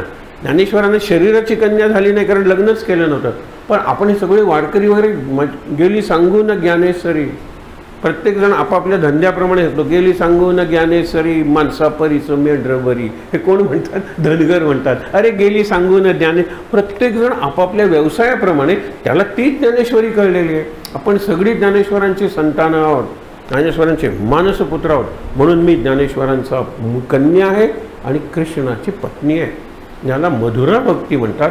की मधुराद्वैताचार्य अद्वैत त्यांनी सांगितलं, ते अद्वैतच सांगितलं शंकराचार्यांचं, आणि आचार्य आचरण करून दाखवलं. असे गुलाबराव महाराज. त्याची पुस्तकांची रेंज मग अशी मी तुम्हाला सांगितली, ती लिहिलेली पुस्तकं आहेत, म्हणजे लिहून घेतलेली असतील पण सांगितले. तर अशा या गुलाबराव महाराजांच्याकडून या विदर्भातून त्यांच्या गावातून अमरावती म्हणूया काही 4-1 माणसं आली गोंदवल्याला आपल्या आंधळ्या मित्राला घेऊन. महाराज काय बुद्धिमान आहेत लक्षात ठेवा. महाराजांचं ॲनालिसिस एवढं सुंदर असतो आणि प्रत्येक पॉईंटला ते उत्तर देतात, प्रत्येक पॉईंटला ते उत्तर देतात किंवा प्रश्न विचारतात. हा प्रसंग बघा ना त्या दृष्टीने. महाराज तुम्ही त्या मणिकर्णिका घाटावर काशीला प्रेत जिवंत केलं होतं बरोबर. आमच्या मित्राला तो जिवंतच आहे, फक्त दृष्टी द्या, डोळे त्याचे आणा परत, तो आंधळा आहे कारण त्याला ज्ञानेश्वरी वाचायची आहे हे सांगितलं. महाराज तुम्ही कुठून आलात? तर म्हणाले आम्ही विदर्भातून आलो आहे. अहो तिकडे आहेत ना ते गुलाबराव महाराज, त्यांना सोडून म्हणजे आंधळा असताना ज्ञानेश्वरी कशी वाचायची हे ते चांगले शिकवतील का मी चांगला शिकवेन? त्यांच्याकडून इकडे कशाला आलात? पहिला प्रश्न आहे, उत्तर नाही त्यांच्याकडे. त्याच्यानंतर समजा मी याला दृष्टी दिली आता हा फक्त ज्ञानेश्वरीच वाचेल याची काय गॅरंटी आहे? शेजारी समजा ज्ञानेश्वरी नावाची मुलगी असेल, तिच्याकडे बघणार नाही, तिला खुणा करणार नाही, गॅरंटी काय? ज्ञानेश्वरीच वाचेल. आणि फक्त ज्ञानेश्वरीच वाचायची असेल तर तुम्ही आतून जर जिद्द निर्माण केलीत ना, तर तुमच्या महाराजांना शरण जा. आणि तेच. आणि तिसरं उत्तर दिलं. तुम्ही म्हणतात मणिकर्णिका घाटावर मी प्रेत जिवंत केलं, तर माझी 4 मुलं कशाला मेली सांगा बरं. कारण प्रेत मी आधी जिवंत केलं, नंतर संसारात परत आलेलो आहे वगैरे. माझी बायको का मेली पहिले? माझे आईवडील का गोंधळात? कोणी मरायलाच नको होतं. मेला की मी जिवंत केला, मेला की जिवंत केला? मी बिलकुल जिवंत केला नव्हता. महाराजांनी 2 उत्तरं दिलेली आहेत. एक तर त्याचा मृत्यू हा गंडांतर मृत्यू होता, म्हणजे तो तसा पूर्ण मेलेलाच नव्हता. मी पाणी टाकलं, हडबडून जागा झाला. आणि तो कपिला षष्ठीचा योग होता, जो 60 वर्षांनी येतो म्हणे. म्हणजे इतकं स्पेसिफिक असल्यामुळे तो जिवंत झाला. मी काहीच केलेलं नाही. तो योग होता कपिला षष्ठीचा म्हणतात. त्याचा मृत्यू झालेलाच नव्हता. अगदी परवा तुम्ही बातमी वाचली असेल. अशा बातम्या जर तुम्ही कापल्यात किंवा तुम्ही सहज इंटरनेटवर टाका बरं गुगलला, की मेले डिक्लेअर केलेले आणि जिवंत झालेले अशी काही केसेस आहेत का? मी तुम्हाला 3 केसेस सांगतो, काही वर्षापूर्वी घडल्या. एक चेन्नई, एक कलकत्ता, एक मुंबई. इथल्या हॉस्पिटल्स आणि डॉक्टर्सबद्दल तुम्हाला काही डाऊट आहे का? 3 ठिकाणी मुलं जन्मली आणि मुलं मेली. डॉक्टरनी सर्टिफिकेट दिलं. आणि एक तर मूल मॉर्गमध्ये ठेवावं लागलं, कारण अमेरिकेतून पेरेंट्सना येईतोपर्यंत. आणि ज्या वेळेला सर्टिफिकेट देतो ते त्यावेळेला तो म्हणतो की my child is alive, there is some movement in his chest. Doctor बघतात की खरंच की या 3ही बाबतीत 3ही ठिकाणी ज्या मुलांना डेथ सर्टिफिकेट दिलं होतं त्या मुलांना पुरायला घेऊन नेले आणि पोर हालचाल करायला लागला. आता ह्या डॉक्टरांनी काही कोणाकडून पैसे घेऊन सर्टिफिकेट दिलेलं नव्हतं. ज्ञानाची मर्यादा आहे, त्या सायन्सची मर्यादा आहे, लक्षात ठेवा. आणि ह्या पोराचं जीवन अजून उरलेलं आहे. प्रारब्धाचे भोग अजून भोगायचे उरलेले आहे. हे आपलं अध्यात्म उत्तर देईल. त्या NRIने सांगितलं मी तुमच्यावर केस घालून भरपूर पैसे मिळवू शकतो, पण एक तर तुम्ही मुद्दाम केलं नाही याची मला खात्री आहे. आणि मला माझं पोर जिवंत मिळालं हा आनंद आहे. कशाला तो खटला भरू तुमच्यावर? पण ही खटला भरण्यासारखी गोष्ट आहे. इतक्या जणांच्याकडून सर्टिफिकेट जातं, एकानेही पोर बघितलं नाही. आणि मॉर्गमध्ये 2 दिवस राहिलं तरी जे मॉर्गमध्ये ते शेत प्रेतांची खोली असते ना, बर्फ असतं तिथे, बर्फापेक्षाही कमी टेम्परेचर असतं. मूल जिवंत कसं झालं? तुम्ही याला चमत्कार म्हणा. एकच म्हणजे देव तारी त्याला कोण मारी. आणि जोपर्यंत तुमच्या प्रारब्धाची दोरी बळकट आहे तोपर्यंत काही झालं तरी नाही मिळणार. तुम्हाला एक मध्यंतरी गोष्ट झाली होती. अत्यंत एक प्रेग्नंट स्त्री आहे, ती बाळंतपणासाठी आपल्या माहेरी निघालेली आहे. अशा वेळेला रेल्वेचं तुम्हाला माहीत आहे, रेल्वेचे संडास कसे असतात तेही तुम्हाला माहीत आहे पूर्वीचे. तिथे ते जाते हे करण्यासाठी, नंबर 2 करण्यासाठी म्हणूया. आणि तिथे तो जोराने ते केल्यामुळे डिलिव्हर्स, आणि ते पोर त्या ह्याच्यातून खाली पडतं. ते किंचाळ्या मारते, हे करते वगैरे. जोपर्यंत काय झालं हे लक्षात येणार, गाडी एवढी पुढे गेलेली असते. मग ते पोलिसांना कळतं. त्या मार्गाने आल्यानंतर पोर जिवंत असतं, हालचाल करत असतं. संपूर्ण आगगाडी, त्याच्यानंतर आणखी सुद्धा एखादी आगगाडी गेली असेल, देव तरी त्याला कोण मारी. त्याचं प्रारब्ध राहिलेलंच होतं. म्हणून महाराज म्हणतात की ते प्रेत मी जिवंत केलेलं नाही, नाहीतर कुणी मरायलाच नको होतं गोंधळायला किंवा माझ्या घरात. दुसरं म्हणजे त्याचा मृत्यू झालेलाच नव्हता, तो गंडांतर मृत्यू होता. तिसरं म्हणजे काय, मी कशाला तुम्हाला शिकवू? तुमचे आहेत ना गुरु तिथे की जे आंधळे आहेत आणि ज्ञानेश्वरीवर बोट ठेवलं की ते वाचून त्यांच्याकडे शिका, त्यांना शरण जा. आणि 4थं उत्तर दिलं महाराजांनी. किती ॲनालिसिस केलं पटकन. बघा, बाबांनी प्रश्न विचारला महाराजांना की तुम्ही इतकी पटकन उत्तर कशाला देता? ते म्हणाले खरं सांगू का, माझ्याकडे माणूस यायला निघाला की त्याच्या मनातले प्रश्न मला कळतात. त्याच्या मनातले प्रश्न कळतात. तो माझ्याकडे आल्यानंतर माझ्याकडे पोचेतोपर्यंत त्याचे प्रश्न मला पूर्ण कळल्यानं माझं उत्तर तयार असतं. तुम्हाला वाटतं की एकदम प्रश्न ऐकला नाही, हे महाराजांचे उद्गार आहे. मला कळतं कारण माझं मन जोडलेलं असतं ना. म्हणून सगळ्या प्लॅटफॉर्मवरच्या माणसाशी नाही, पण मालाडला उतरलेला आहे आणि माझ्या घराच्या दिशेने येतोय, हां, तो नक्कीच मला काहीतरी विचारणार आहे. मी माझं मन त्याच्याशी जोडतो. त्याच्या मनाचे सगळे व्यवहार मला कळतात. कोणत्या भावनेने येतोय, काय विचारणार आहे हेही कळतं. माझं उत्तर तयार असतं. बघा, हे अवघड नाही आहे. म्हणून महाराजांनी पटकन उत्तर दिलं. पुढचा प्रसंग बघा, पाटेकरी आणि पाटीतलं सामान. हे खरं शिक्षकांना शिकवावं लागत नाही, कारण त्यांना माहीतच आहे. डोक्यावरची पाटी असते, खूप जड असते, त्याच्यात सगळा किराणा माल, भाजीपाला वगैरे सगळं होतो. तो म्हणतो जरा मदत करा उतरवायला. उतरल्यानंतर त्याची फेटी त्याला मिळते मजुरी, आणि रिकामी पाटी घेऊन जातो. पाठीतल्या कुठल्याही वस्तूशी त्याचं भावनिक नातं जुळत नाही. तो पाठी आल्यानंतर ती जरा शेपूची पेंडी मला द्यावं, ती पाठीत ठेवतानाच मला आवडली होती. तो फेकून मारेल त्याला. विचार करा तुम्ही, पाठीतल्या कुठल्याही मालाशी वस्तूशी त्याची भावनिक जवळीक नसते. तसा संसार आहे ना, तो पाठी आहे. ती पाठी भरलेली आहे. पहिल्यांदा मी एकटा होतो किंवा घरात होतो, आई वडील वगैरे, लग्न झालं, नंतर मुलं झाली, पाठीत पदार्थ परत गेले. पण ती पाठी आहे, मी पाठेकरी आहे, मी आय एम कॅरिंग. तू जर कॅरिंग संसार करत गेला तर तुझा संसार आय विल कॅरी. आपण म्हणतो ना की योगक्षेम वहामी म्हणजे आय विल कॅरी. वहामी अहम, आय विल, मी तुझा हमाल होईल रे. तू फक्त प्रपंच पाठीसारखा टाक. मी शिक्षकांना सांगायचो, हे पाठी टाकतात ना लोक, म्हणजे तुम्ही काय आता केमिस्ट्रीची पाठी घेतली टाकली, काही संबंध नाही. आध्यात्मिक आहे ना, कशाला त्या संबंध, मुलांशी संबंध नाही, त्या विषयाशी संबंध नाही. असं करण्यापेक्षा निदान एक गोष्ट तुम्ही करा. स्लॅबवरचे पूर्वीचे जे वर्कर्स असायचे ते गाणं म्हणत टाकायचे वरती, गाणं म्हणत वरती टाकायचे. म्हणजे हो हो हो काही असेल तसं तरी करा. अरे गाणं म्हणत शिकवा. ती जी केमिस्ट्रीची, हिस्ट्रीची, पोएट्रीची पाठी टाकायची आहे पिरियड म्हणून, ती टाकताना गा. आणि गा म्हणजे नॉट सिंगिंग. गातो केव्हा माणूस आनंदात असेल त्यावेळेला, गातो केव्हा माणूस दुःखात असेल त्यावेळेला सुद्धा, आणि गातो केव्हा माणूस तो संवेदनाक्षम आणि भावना प्रदान होईल त्यावेळेला. पण पाटेकरी आणि पाटी यांचं जे नातं आहे ते तुम्ही आणि प्रपंच याच्याशी असलं पाहिजे. हे अवघड आहे का महाराजांनी? त्याच्यापेक्षा भयंकर सांगितलं.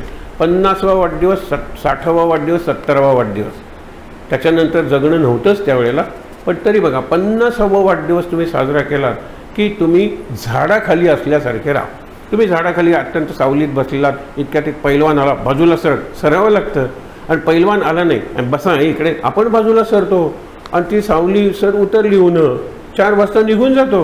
विचार करा, आपण त्या झाडाची काय हल्ली हे घेतील ना, काय सुंदर झाड आहे, सेल्फी वगैरे घेतील, पण स्मृती नाही आहे. आणि त्या झाडाच्या सावलीशी, त्या झाडाशी माझं काही नातं नाही. तशी झाडाची सावली आहे माझा प्रपंचमध्ये. त्याच्यात मुलं आली, मुलं राहिली, मी आलो, मी राहिलो, एखादा मुलगा लवकर निघून गेला. हे सगळं घडणारी सावलीतली माणसं आहे. जमणार आहे का असं? निदान 50व्या वर्षी राहायला पाहिजे. 60व्या वर्षी पाहुणे जसे तुमच्या घरात राहतात तसे राहा. पाहुणे हे आवडलं म्हणून घेऊन जायला लागले तर तुम्ही अडवायला, रे हे न्यायचं नाही आहे, हे आमचं सामान आहे म्हणून. पाहुणे येतात, आपलं सामान घेऊन जातात. आणि नंतर 70व्या वर्षी प्रेतासारखं राहा. की प्रेताला कान नसतात पण ऐकू येत नाही. तिकडे आपली सून आणि आपला मुलगा भांडतायत, कान नाही येत ना, तू प्रेत आहेस ना. त्यांना जर तुझं मत हवं असेल तर ते तुझ्याकडे येतील. तुम्ही उगीचच इंटरफेअर करता. तू काय म्हणतेस, तुला काय अनुभव आहे का या घराचा? झालं, वृद्धाश्रमाचा मार्ग सुरू झाला. म्हणजे वृद्धाश्रमात त्या आपल्या गुणानं जातात, लक्षात ठेवा. कशाला आहे, मला दिसतंय की हे अगदी घाण आहे, मी सांग, डोळे आहेत तुला पण प्रेत आहेस तू, तुला दिसत नाही आहे. त्यावेळेला मग तुम्हाला ज्या वेळेला विचारायला येतील तुमचं मत, तुमचं मार्गदर्शन, तेव्हा आणि तितकंच द्या. त्यापुरतं तुम्ही आनंदात घरात राहा. पहिल्यांदा झाडाखाली, वय वर्ष 50, नंतर घरात पाहुण्यासारखं, वय वर्ष 60, आणि 70 प्रेतासारखं राहा. कारण त्यानंतर प्रेताकडे होण्याचाच प्रवास सुरू असतो. हे तिसरं. रामकृष्णाचं उदाहरण फार चांगलं आहे. आपल्याकडे चेडू म्हणजे मेड येते ना कामाला, तिची कुठली तरी मुटकी वगैरे ट्रंक असते. समजा 1 वर्ष काम केलं, निघून गेलं, ती आपली ट्रंक घेऊन निघून जाते. तुमच्या घरातलं कुठलंही सामान नेणार नाही. पण एरवी बोलताना त्या 4 चेडू एकत्र, आमगेर असा, आमगेर तसा, आमच्याकडे असं आहे, आमच्याकडे असं आहे, लक्षात ठेवा. त्याच गप्पा मारतात. माझं घर, आमचा बाबू. तिला माहीत असते हे घर माझं नाही, हा बाबू माझा नाही, हा संसार माझा नाही आहे. तसा संसार करा ना. हा बाबू माझा नाही, हा महाराजांचा आहे म्हटलं तर वर्ल्ड ऑफ डिफरन्स, तुमचं जगच बदलेल. You will start living on a different planet. Planet अर्थवर संसार ठेवा, आणि प्लॅनेट आपण म्हणतो ना की गॅलेक्सी, डिव्हिनिटी, तिथे तुमचं मन ठेवा, परमार्थ ठेवा, अध्यात्म ठेवा. गॅलेक्सी म्हणजे ताऱ्यांचा पुंज आहे, किती आकाशगंगा. आपण म्हणूया पृथ्वीवर प्रपंच आणि आकाशगंगेत परमार्थ. काय अवघड आहे? हा आत्ता मी तुम्हाला सांगेन, हा फ्लॅश आहे आजचा. याच्यापूर्वी मी हे शब्द वापरलेलेच नाही आहेत. मला हे चित्रच दिसलं नाही यापूर्वी. हे प्रपंच आपण पृथ्वीवर ठेवूया आणि आपला परमार्थ आकाश गंगेत चालूया. ही गंगा आहे, लक्षात ठेवा. ती आकाशातली आहे, ती आकाशातच राहणार, आकाशातच फिरणार. मी खाली उतरणारच नाही, प्रपंचाच्या पातळीवर येणारच नाही. देह पुरेसा आहे की भोग भोगण्यासाठी कमरेच्या खालचं पुरे आहे. वरती कुठले आहेत बघा, नाभीपासून सुरू होतो आपण माणूस व्हायला. खाली आपण सगळेजण पशु आहोत. पशूंना 5 इंद्रिय आहेत आपल्याला आहेत. पशूंना आहार, निद्रा, भय, मैथुन या गोष्टी पशूंना आहेत, आपल्याला सुद्धा आहेत. आपल्याला किती गोष्टींचं भय वाटत असतं. आहार आणि निद्रा आपल्याला हवी असते, आणि मैथुन म्हणजे स्त्री आणि पुरुष यांच्यातलं सुख, किंवा नर आणि मादी यांच्यातलं सुख हे कॉमन आहे. मग ते नाभीच्या खाली आहे. नाभीपासून मी माणूस व्हायला सुरुवात होते. नाभी जनावरांना नसते का? असते की, पण आडवा येते. मी नाभीपासून माणूस व्हायला मी उभा राहतो. मग नाभी आहे, छाती आहे आणि कंठ आहे. तिथपर्यंत मी, आपण म्हणतो ना की पशु आहेत, आता पशुपती आहेस. फार सुंदर. आणि नंतर वरती तू पशुपतीनाथ आहेस. पशुपतीनाथ म्हणजे काठमांडू, पाशुपतेश्वर, सगळ्या पशुपतींचा ईश्वर आहेस तो. हे मस्तक आहे. मस्तक हे पाशुपतेश्वर आहे, ते काठमांडू आहे म्हणजे हिमालयाच्याही वर आहे, ते कैलासाच्याही वर आहे ते मस्तक. हा कंठापर्यंतचा जो भाग आहे छातीपासून ना, तो लक्षात ठेवा. हे काही नाभीपासून कंठ इथपर्यंत, इथून इथपर्यंत, इथून इथपर्यंत. म्हणून ते म्हणतात की खाली पशु आहेस, इकडे पशुपती आहेस, इकडे पशुपतीनाथ आहेस, आणि इकडे पाशुपतेश्वर आहे, पशुपतीनाथांच्याही वरचा. माझ्या देहात हे सगळं आहे, मला जाणीवच नाही त्याची.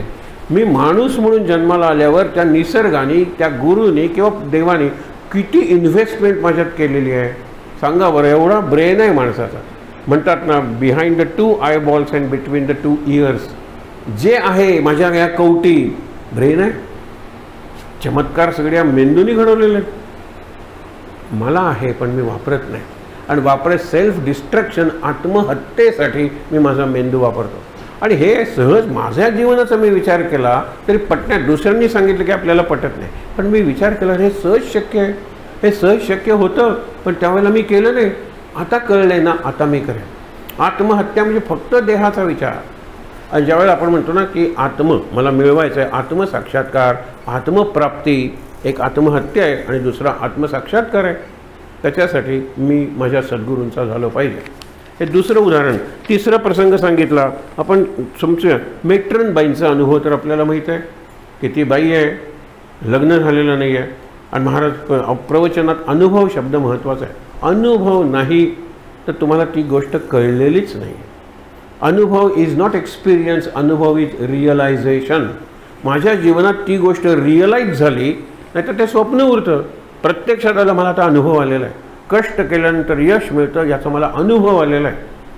त्यावेळेला ती म्हणते अनुभवाला जीवनात एवढं काय महत्त्वाचं आहे. महाराज तिला प्रश्न विचारतात, आत्तापर्यंत हजारो तू बाळणपण केलेले आहेत, त्यातली काही शेड डिफिकल्ट होते, आणि त्यावेळेला तर बाईला म्हणजे आईला वाचवायचं का बाळाला वाचवायचं, हा तुझ्या पुढे पडलेला प्रश्न आहे. बऱ्याच वेळा तू बाळाला वाचवलंस, आईला मरू दिलायस, आईला वाचवलंस, बाळाला मरू दिलेलं आहेस. इतकी अवघड ऑपरेशनसुद्धा केलेले आहेत. आता मला सांग, what it means to be a mother. आई होणं म्हणजे काय. इकडे बाई आहे, तू डिलिव्हरी करतेस, आणि आई म्हणजे अनेक बाईंना तू आई बनवलेलं आहेस. आई होणं म्हणजे काय. ती म्हणाली, तसं मला अनुभव कुठे, माझं लग्नच झालेलं नाही आहे, मला आई होण्याचा अनुभवच नाही. महाराज म्हणाले, देत टाळी, या अनुभवाबद्दल मी बोलतो आहे. जोपर्यंत अनुभव येत नाही, डिलिव्हरीवर मी लेक्चर देईन, डिलिव्हरीचा प्रोफेसर होईन, लक्षात ठेवा, गायनेकॉलॉजिस्ट होईन. पण जोपर्यंत डिलिव्हरीचा मला अनुभव नाही आहे, तोपर्यंत मी डिलिव्हरी म्हणजे काय, बाईचं आई होणं म्हणजे काय माहीत नाही, कळणारच नाही आपल्याला. म्हणून सांगतात की प्रयत्न आहे, प्रचिती आहे आणि नंतर प्रबोध आहे. ही 3 सांगितलेलं आहे. पहिल्यांदा प्रयत्न करा, नंतर अनुभव घ्या, आणि नंतर लोकांना सांगा. अनुभवाशिवाय बोलणे ते जैसे सुणे. कंटाळवाणे ओरडणे त्याचे निघून गेले. ओरडलं, काही तासभर बोललं, पण ते सुणच आहे, अनुभव काही नाही आहे. थोडासा तरी अनुभव आला पाहिजे.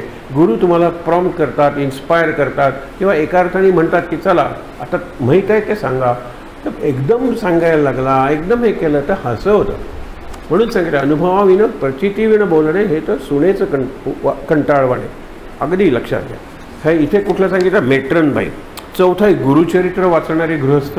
हे म्हणल्याबरोबर प्रसंग डोळ्यासमोर आला पाहिजे, आणि आला नसेल ना तर या वर्षात ते पुस्तक वाचूया. सहज बोलणे हित उपदेश वाचूया ना. हे मला वाटलं, एक नुसतं गुरुचरित्र म्हणल्यानंतर हा प्रसंग डोळ्यासमोर उभा राहायला पाहिजे. गुरुचरित्राचे पारायण करणारा माणूस आहे. आणि गुरुचरित्र आणि म्हणतो की एक गुरुचरित्र तू कशासाठी वाटतो? बायको प्रसन्न व्हावी म्हणून. बायको माझ्या मनासारखं वागत नाही, मनाविरुद्ध करते, म्हणून मी गुरुचरित्राचे पारायण करतोय. अनेक पारायण झाली, बायको मनासारखं वागत नाही. महाराजांना विचारलाय प्रश्न, असं का? मी काय करू? महाराज इतके हुशार की म्हणायचे, सांग तू गुरुवार कसा घालतो? तो म्हणतो, मी गुरुवारी गुरुचरित्राचा एकच अध्याय वाचतो गुरुवारी. असे अनेक अध्याय म्हणजे अनेक वर्ष मी वाचतोय, पारायण झालेले आहेत. ठीक आहे, गुरुवारचा तुझा सांग रुटीन कसं आहे? नाही, ऑफिस सुटेपर्यंतचं रुटीन तेच असतं. ऑफिसातून मी चालत घरी येतो, बसने येत नाही. कारण का? की मला वाटेवर फुलांचा पुडा घ्यायचा असतो, आल्यावर आंघोळ करायची, दत्ताची पूजा करायची, जप करायचा, दत्ताला तो हार घालायचा, आरती करायची, नैवेद्य दाखवायचा. हे माझं संध्याकाळचं गुरुवारचं रुटीन आहे. ते म्हणाले, मग तू फुलं म्हणाल नाही, फुलांचा पुडा दर गुरुवारी सांगितलेला असतो. मी गेल्या तो सांगतो, मग सर पुडा म्हणजे टाकलं, मी तो याच्यात घालतो. बरोबर ना? तिथे तुला मोगऱ्याची वेणी दिसते? हो दिसते म्हणाल बऱ्याच वेळेला. मग ती बायकोच्या जर केसात आपण माळली तर बायको त्या रात्रीपुरती तरी प्रसन्न होईल, त्या काळापुरती तरी आपल्या मनासारखं वागेल. हो म्हणा, ती मोगऱ्याची तू वेणी कशी घेतोस? तो तुम्ही बघून घेतो, वास आहे ना, प्रत्येक फूल ताजं आहे ना, असं असं करून बघतो आणि मग त्याला बांधायला सांगतो. तो मग तो दत्ताचा पुडा न बघता घेतो, त्यात शिडी फुलं आहेत का काय आहेत? काही नाही. बायकोची वेणी मात्र लक्षात ठेव. दत्ताची उपासना का करतोस? बायको प्रसन्न, म्हणजे दत्त बायकोपेक्षा श्रेष्ठ आहे. इथे तर तू दत्ताला बायकोपेक्षा चीप केलंस की रे. दत्ताचा हार न बघता घेतोस, बायकोची वेणी बघून घेतोस, दत्त कसा प्रसन्न होईल तुला? हा साधा प्रश्न विचारलेला आहे. म्हणून आपण करतो ते रिच्युअल्स करतो, त्याच्यात प्राण नसतो आणि विचार नसतो. पुढे सांगितलेलं, आमची अडचण 30 दिवस, महिन्याचे 30 दिवस, हे तर आपल्याला माहीतच आहे. त्या बाईचं आपण कौतुक करतो, असा सत्संग भरलेला आहे. आणि त्यात कुणाला काही विचारायचं का? महाराज म्हटल्यानंतर ही बाई विचारते की महिन्याचे 4 दिवस ज्यावेळेला आमची मासिक पाळी असते त्यावेळेला नाम कसं घ्यायचं? महाराज म्हणाले की नाम माळेशिवाय घेता येईल. नाही, माळेवरच मला घेता येतं. तर सोपं आहे. एरवीच्या 4 दिवसात राहते कुठे? गोठ्यात राहते. गोठ्यात एक माळ ठेव, त्या 4 दिवसात तीच माळ वापर. आणि तू 4थ्या दिवशी आंघोळ करून घरात येते त्यावेळेला माळेलाही आंघोळ घाल, पुन्हा ती गोठ्यात ठेव. देवघरातली माळ देवघरात राहू दे. तू घरात येत नाहीस म्हणून देवघरात येत नाहीस, ते चालू राहू दे ना. तुला जर करायचं एक तर मानस जप सुरू कर. हे महाराजांनी उत्तर दिलं. तिला एवढं समाधान झालं. अशी माळ ठेवली तर चालेल ना? ती गोठ्यात ठेवली तर चालेल ना? महाराज म्हणाले. तिथे महाराजांनी आणखीन 2-3 उत्तरं दिली. तर ते म्हणाले, कोणी सांगितलं ते दिवस तुम्ही अशुद्ध असता म्हणून?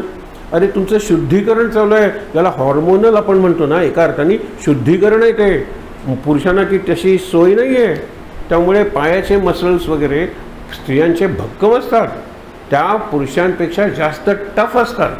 पुरुषांपेक्षा त्या जास्त जगतात, वयाने लहान असतात म्हणून नाही. आणि ह्याचा एक निर्णय काय की तुम्ही स्त्री जर बसमध्ये चढली तर तिला जागा द्यायची गरज नाही, कारण तिच्या पायाचे मसल्स तुमच्यापेक्षा स्ट्रॉंग आहे. हे उदाहरण मी तुम्हाला सांगितलं, मी वाचले. तिथे ही टीपही आहे की यापुढे बसमध्ये लक्षात ठेवा की देअर स्पिंडल्स आपण ज्याला म्हणतो, तो muscles are stronger than yours, कारण every month they get purified. ती जीवनातली वादळं सहन करते. पुरुष मोडून पडतो कारण पुरुषाचं शुद्धीकरण नाही आहे. पहिली गोष्ट ती अशुद्ध क्रिया नाही आहे, ती शुद्धीकरणाची क्रिया आहे. पहिलं उत्तर दिलं महाराजांनी. दुसरं उत्तर दिलं की अगं तुझं शरीर अशुद्ध आहे, विटाळ तू मान. मन कुठे तुझं अशुद्ध? आणि जप वगैरे मनाची गोष्ट आहे, शरीराची गोष्ट. अशी माळ फिरवा, तशी माळ फिरवा, शरीर आहे. जप करा हे महत्त्वाचं आहे ना, तो मनाचा भाग आहे. मन कुठे अशुद्ध? तू 4 दिवस तिथे राहिलीस आणि देवघरात मनाने गेलीस, जाता येतं की? स्वयंपाकघरात तू गेलीस, तू जाता येतं की? तू आहेस गोठ्यात. मनाला कुठे शुद्धीकरण? मन शुद्ध आहे का तुझं? मन शुद्ध आहे तर तुला गरजच नाही आहे. ही तुला उत्तर, तिचं समाधान झालं, तिच्या चेहऱ्यावर आनंद दिसला महाराजांना. आणि नंतर पुरुषांकडे वळून म्हणतात, इथे 4 दिवस अडचण आहे तर एवढी तळमळ आहे, इकडे 30 दिवस अडचण आहे. महाराज म्हणतात पुरुषांची अडचण 30 दिवस, त्यांना तळमळच नाही आहे नामस्मरणाची. स्त्रिया पुढे जातात. स्त्रिया उपवास काय सिन्सिअरली करतात, पुरुष शॉर्टकट शोधतात. हे लक्षात ठेवा, शॉर्टकट शोधतात. आपल्यावरून बघा, सिन्सिअरली म्हणून शिक्षण जर द्यायचं असेल आणि अर्ध्याच पिढीला शिकवणे इतके पैसे असतील, अर्ध्या पॉप्युलेशनला, तर स्त्रियांना शिक्षण द्या, पुरुषांना राहू द्या निरक्षर. कारण स्त्रियांचं शिक्षण पिढ्यानपिढ्या पुढे जातं, पुरुषांचं शिक्षण तो शिक्षक नसला तर त्याच्याच पुरतं राहतं आणि तो मेला की त्याच्याबरोबर निघून जातं. स्त्रियांचं तसं नाही आहे. म्हणून अर्ध्या पॉप्युलेशनला शिकवायचं असेल तर स्त्रियांना शिकवा, पुरुषांना शिकवू नका. हे शिक्षण क्षेत्रातलं वाक्य मी तुम्हाला सांगतोय. हे सगळं आहे. मग अशा वेळेला उपासना करताना मी स्त्रीचं मन घेतलं तर काय हरकत आहे? तुम्हाला जर मुलं चांगली बॅलन्स्ड वाढवायची असतील ना, ते एक सूत्र सांगू तुम्हाला. Father has to be a mother sometimes, mother has to be a father sometimes. कायम वडील वडीलच राहिले ना तर अटेन्शन, आणि आई आईच राहिली तर अफेक्शन. अफेक्शन म्हणजे वात्सल्य, अटेन्शन म्हणजे शिस्त. नको एकदा आईने शिस्त दाखवली पाहिजे, वडिलांनी आपल्या पंखाखाली घेतलं पाहिजे. चला आज रविवार आईला सुट्टी देऊया, असा आम्हाला एक धडा होता. आईला कधीच सुट्टी नसते का? आई कधीच आजारी पडत नाही का? असे प्रश्न मुलं विचारतात. चला बाबा म्हणतात या रविवारी आईला सुट्टी. तू स्वयंपाकघरात पाऊलसोट टाकायचं नाही, तू आरामात वाचत बस. आम्ही जे बाबा करतात सुट्टीला ते तू सगळं कर, आज तुला सुट्टी. नंतर आईला जेवायला बोलवतात आणि सांगतात ही भाकरी आहे ना कोळसा झाला ग तिचा, ह्या भात आहे ना भाताची खीर झाली ग, हे सगळं सांगतात. आईच्या डोळ्यात पाणी येतं. म्हणतं अरे मला सुट्टी द्यावी ही कल्पना तुमच्या मनात आली ना, मी धन्य झाले. चला अर्ध्या तासात मी खिरीचा भात करते आणि भाकरी पुन्हा करून देते. गंमत आहे ना, हे मनाच्या पातळीवरचं आहे, हे भावनाच्या पातळीवर. कुटुंब आनंदित राखण्यासाठी पैशाची गरजच नाही आहे. पैसा जास्त झाला की कुटुंब टेन्स व्हायला लागतं, असा अनुभव आहे. खरंच तुम्हाला सांगतो. पुढचं तुम्हाला सांगतो की फोटोच्या त्यावेळेला पूर्वी फोटोग्राफर ज्या वेळेला असायचे आणि फोटो डेव्हलप करावा लागायचा, ते डार्क रूम वगैरे तुम्हाला माहीतच आहे. तर तुम्ही फोटोच्या म्हणतात ना की एक प्रत घेतली तर 2 प्रती फुकट, अशी जाहिरात असते. माणूस जातो एक म्हणतो की मला नंतरच्या 2 प्रती द्या. ते म्हणतात आधीची प्रत घेतली पाहिजे, दुःख सहन केलं तर तुला सुख 2 मिळते. हा तो नियम आहे. मला दुःख नको आहे. ते म्हणाले ठीक आहे, तू कॉईन केलेला आहे टॉस आणि नाणं खाली पडलेलं आहे, एकाच बाजूने उचलून दाखव. हे असं कसं? 2 बाजू येणारच ना, मग सुख आणि दुःख येणारच. हा विकत घे फोटो, 2 फोटो मी तुला फ्री देतो, पण आधी पहिला विकत घेतला पाहिजे, नंतरचे 2 मिळणार नाही. पुढे अनुसंधानावर हे अप्रतिम महाराजांचं उदाहरण आहे. एक प्राध्यापक जातात, ते म्हणाले सतत काय तुम्ही रामनाम रामनाम करता आणि तुम्ही अनुसंधान अनुसंधान म्हणतात, म्हणजे काय? महाराज म्हणाले मी आपलं म्हणतो, संतांनी म्हणले म्हणून मलाच माहिती आहे अनुसंधान म्हणजे काय, तुम्ही सांगा.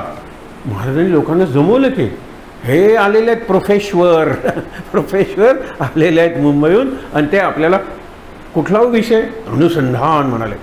तासभर बोलले, सगळे लोक बसलेले आहेत वगैरे. आणि गोदूतही स्वयंपाक करायच्या, त्या लाकडं आणायला आला, त्यांच्या कानावर 2 शब्द पडले. नंतर त्या पाणी आणायला आला, आणखीन 2 शब्द पडले. झाडायला आल्या, आणखीन 2 शब्द. समोर माणसं बसलेली होती तासभर. महाराजांनी त्यांचं प्रवचन झाल्यावर विचारलं लोकांना, कसं झालं प्रवचन? बेस्ट झालं म्हणाले. काय सांगितलं ते मात्र कळलं नाही. ही कल्पना, कारण ते छान बोलत होते, सुंदर सुंदर अवघड अवघड शब्द वापरत होते. काय सांगितलं ते कळलं नाही.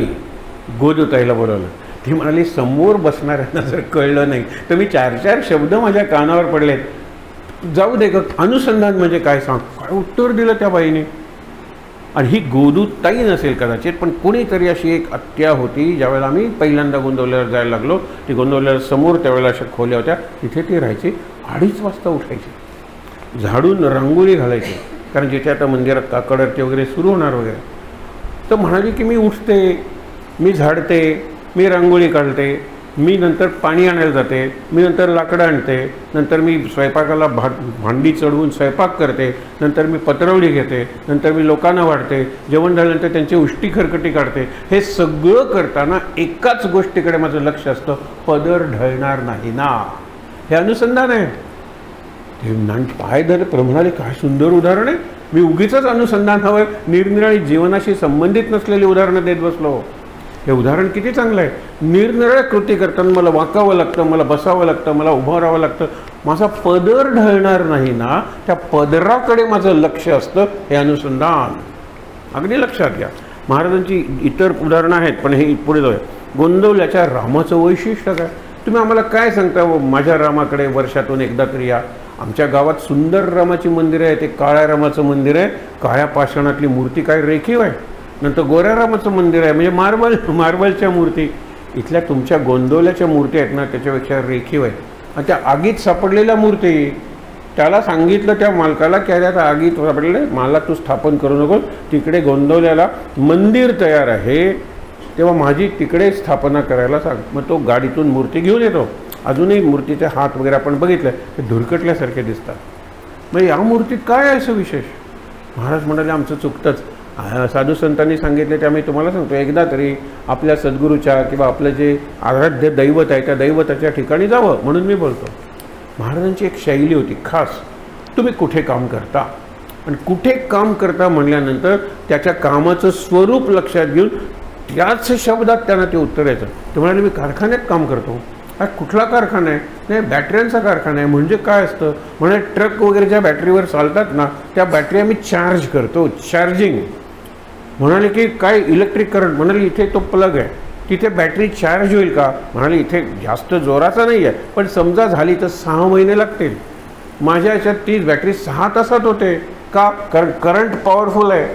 म्हणाले नामाचा करंट गोंदवलेला जितका पॉवरफुल आहे तितक्या त्या गोरारामासमोर आहे का? नाही म्हणाला. कोणी जप करायला कधी बसत नाही, फक्त उत्सव असतात तिथे. गोरारामासमोर उत्सवही करत नाही, फक्त पालखी वगैरे मिरवतात. जप कुठे होतो? जपामुळे चार्ज वाढतो. त्या सेंटरचं जे चार्जिंग पोटेन्शियल आहे ना ते नामस्मरणामुळे वाढतं. म्हणाला आत्ता मला पटलं की गोंदवल्याला 6 तासात जे काम होईल ते तिकडे 6 महिने 6 जन्मसुद्धा होणार नाही. महाराजांनी त्याच्या शब्दात उत्तर दिलेलं आहे. आणखीन एकाने प्रश्न विचारला की सगळे गुरु सारखे असं तुम्ही म्हणता ना? हो, साधू दिसतही वेगळा आले पण असती एक मिळाले. मग पहिला जो गुरु तुम्हाला मिळाला तोच तुम्ही का नाही स्वीकारलात? सगळे गुरु जर सारखे, तुम्ही इतके फिरलात कशाला हिमालयापर्यंत? म्हणाले चुकलंच, माझा अधिकाने भेटलात. महाराजांची उत्तर द्यायला पहिल्यांदा एक विनोदी गुगली टाकायचे. अरे पण तुम्ही कुठे काम करता? बँकेत काम करतो. कशी असते बँक वगैरे? तुम्ही पैसे ठेवायचे आणि तुम्हाला लागले की काढायचे. म्हणजे सगळ्या बँकांचं हेच काम असतं का? बरोबर. म्हणाले मी तुमच्या बँकेत पैसे ठेवले आणि यांच्या बँकेत काढायला गेलो. हे तसं कसं होईल? म्हणाले जिथे डिपॉझिट आहे तिथेच विड्रॉल ना. तर सगळे बँकासारखे असल्या तरी जिथे माझं संचित आहे, डिपॉझिट आहे, तिथेच मी पैसे काढणार ना. सगळे गुरुसारखे आहेत पण माझं संचित ज्या गुरुकडे आहे तिथेच मी जाणार ना. त्याच्यासाठी मला शोध घ्यायला लावला. चांगलं उत्तर दिलं आहे. पौर्णिमेला गोंदवल्याला बोलवणं, हे मी मुद्दामून उदाहरण सांगतो. आपण एक 5-10 मिनिटं बोलून थांबूया कारण फार महत्त्वाचा विषय आपण चालतो. हल्ली पौर्णिमा नावाचा संप्रदाय गोंदवल्याला चालू झाला आहे. वाईट काही नाही त्याच्यात. लोक आम्ही पुण्याला गेलो, मी किती वर्ष पौर्णिमा, तू इतक्या पौर्णिमा गेलो वगैरे सगळं. पौर्णिमेला आमच्याकडे हे काम असतं व्हॉलंटियर्स, अत्यंत चांगलं. पौर्णिमा म्हणजे पूर्ण विकास ना. आपण गुरुपौर्णिमा म्हणतो ना, मग गुरुपौर्णिमा त्या आषाढातच कशाला पाहिजे? मी तुम्हाला संधी सांगतो. गुरुपौर्णिमा म्हणजे ज्या गुरुवारी महाराजांबद्दल पूर्ण भाव माझ्या जीवनात असतो ती गुरुपौर्णिमा नाही का? सांगा. आता मी केलं की पूर्ण भाव ज्या दिवशी माझ्या मनात असतो ती गुरुपौर्णिमा नाही का? गुरुवारच कशाला पाहिजे? मग गुरुपौर्णिमा आषाढातली एक किती? वर्षातले 52 गुरुवार बघा ना. वर्षातल्या 12 पौर्णिमा 64 आणि माझ्या मनातला पूर्ण भाव गुरुला शरण, ती गुरुपौर्णिमा, अखंड गुरुपौर्णिमा. कुणी सांगितलं एक गुरुपौर्णिमा म्हणून? तर महाराजांच्या काळातला एक प्रसंग आहे, तिथून गुरुपौर्णिमा महत्त्वाची झाली असेलही. पण तुम्हाला सांगतो, एका मुलाला साधारण 28 वर्षाचा वगैरे असेल. काय झालं? त्याला अस्थमा झाला होता. आई म्हणाली की याला त्रास होतो, बरा होत नाही. डॉक्टर झाले, वैद्य झाले. महाराज म्हणाले 3 पौर्णिमाला तू माझ्याकडे ये. 3 पौर्णिमा म्हणजे 3 महिने. पण त्यांनी महाराज म्हणाले 3 पौर्णिमेला तू माझ्याकडे. काय सांगितलं महाराजांनी? काय पौर्णिमेला हे मनाशी रिलेटेड जे रोग आहेत ते जास्त बळावतात. तुम्ही पौर्णिमेला जर गेलात मेंटल हॉस्पिटलमध्ये तर काही लोकांना बांधून ठेवलेलं असतं. तुम्ही जर मेंटल प्रिझन वगैरे सारखे जर एखादा मेंटल पेशंट असेल तर बाहेरून कुलूप पण साखर दंडात त्याला ठेवलं जातं. कारण जास्तीत जास्त जी भरती असते समुद्राची ती चंद्राच्या दिशेने पाणी जात असं ज्ञानेश्वर म्हणतात. आलिंगन देतं चंद्राला पण चंद्राला स्पर्श न करता. तसं भक्त आणि भगवंत एकमेकाशी जोडलेले असतात, त्याला स्पर्शच करायला पाहिजे असं काही नाही. पण एक लक्षात, भगवंताला म्हणजे मूर्तीला स्पर्श करणार आपण. तर पौर्णिमा आणि रस यांचा संबंध आहे. कारण पौर्णिमा म्हणजे चंद्र आणि चंद्र हा आपल्यातल्या रसांचा. म्हणून बऱ्याच वर्षांपूर्वी एका पुस्तकात तो माणूस रशियाला गेला होता. तिथे म्हणे त्यांनी बोर्ड वाचले, no operations on Pournima day. पौर्णिमा हा तसाच शब्द ठेवला होता परदेशात. No operations on Pournima day. विचारल्यानंतर ते म्हणाले जर ब्लिडिंग, आता ब्लिडिंग यंत्र पुढे गेल्यावर मेडिकल सायन्स, पण त्यावेळेला जर कट घेतला रक्त यायला लागलं तर ते उसळून, ज्याला उझिंग म्हणतात ना, थांबतच नाही रक्त गोठतच नाही. कारण रसांवर सगळा चंद्राचा प्रभाव असतो. त्यावेळेला जी फळं असतात ना ती सगळ्यात चांगली असतात, कारण रस वाढलेले असतात.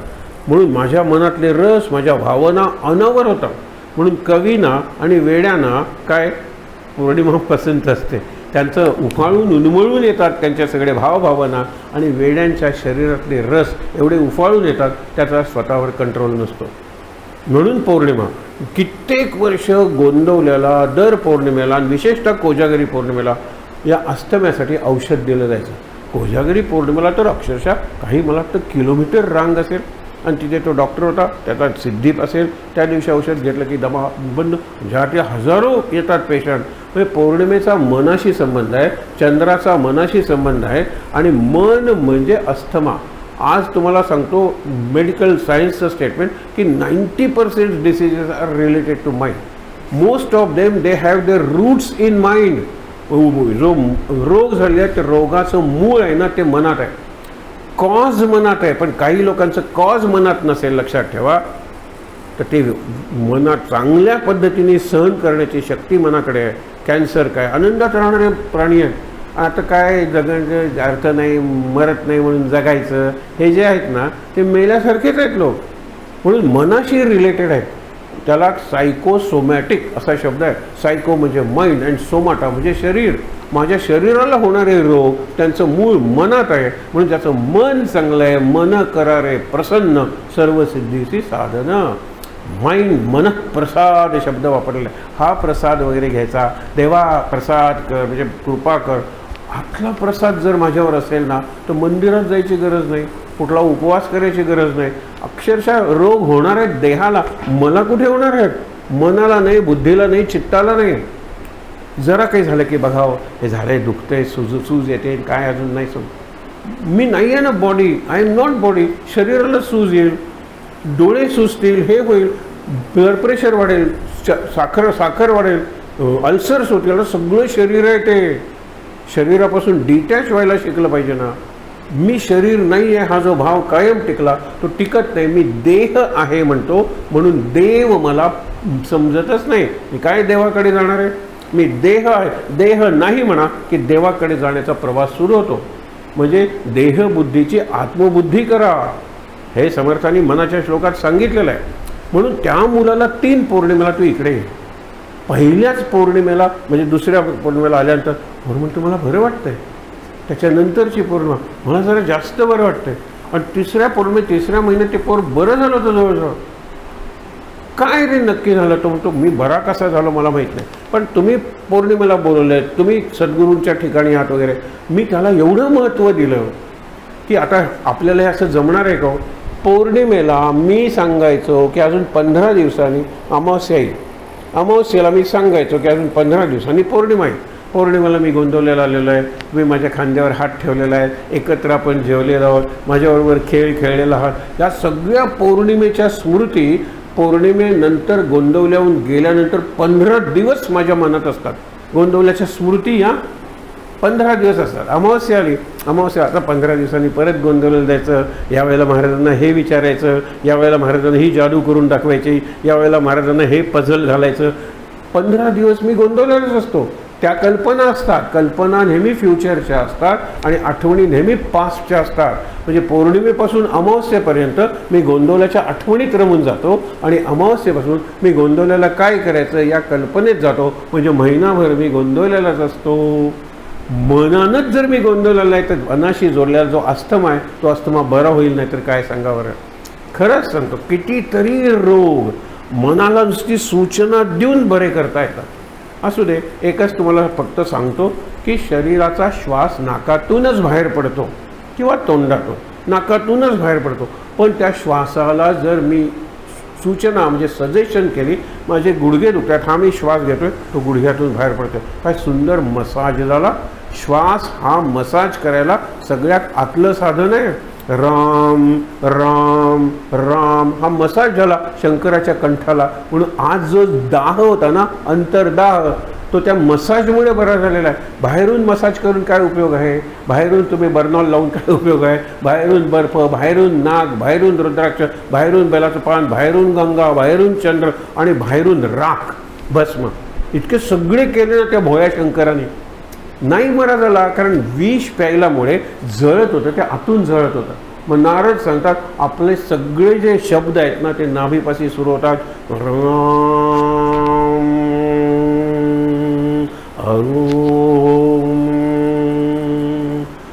सगळ्या आतून मसाज होतो. आणि तुम्ही जर सांगितलं ना, मी आता श्रीराम जयराम जय जयराम वाढवून म्हणणार आहे आणि मस्तकाला मला आतून झिंझिण्या येणार आहेत. आज माझं डोकं दुखतंय ना, ते शांत होणार आहे. श्रीराम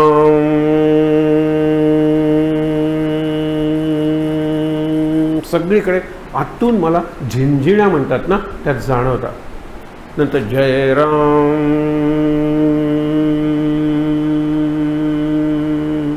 जय जय राम. रिलॅक्स व्हायलाच पाहिजे, मेंदू रिलॅक्स झाला पाहिजे, मन रिलॅक्स झालं पाहिजे, चांगल्या भावना, चांगल्या कल्पना, चांगले विचार मनात आलेच पाहिजे. सगळं माझ्याकडे आहे.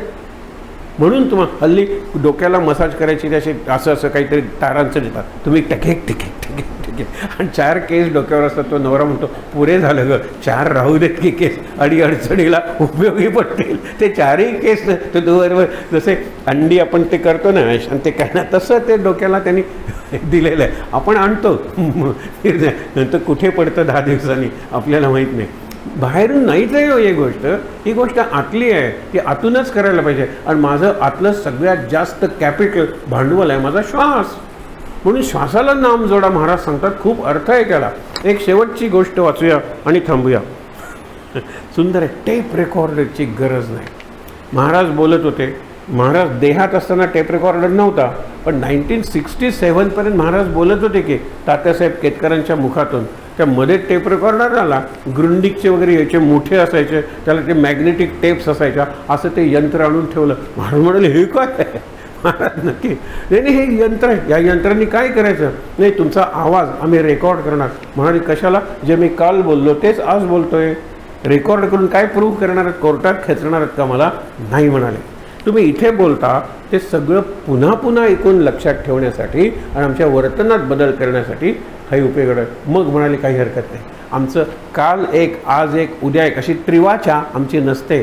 आणि आत एक बाहेर एक तर नसतंच नसतं. आम्ही जे लहानपणापासून सांगत आलो तेच आत्तापर्यंत सांगतोय. रेकॉर्ड करा तुम्हाला जर हवं असेल तर. टेप रेकॉर्डरची गरज नाही. आणि एकांत महाराज फार मिश्किल उत्तर कधी द्यायचे. मला कमाल वाटते महाराजांची.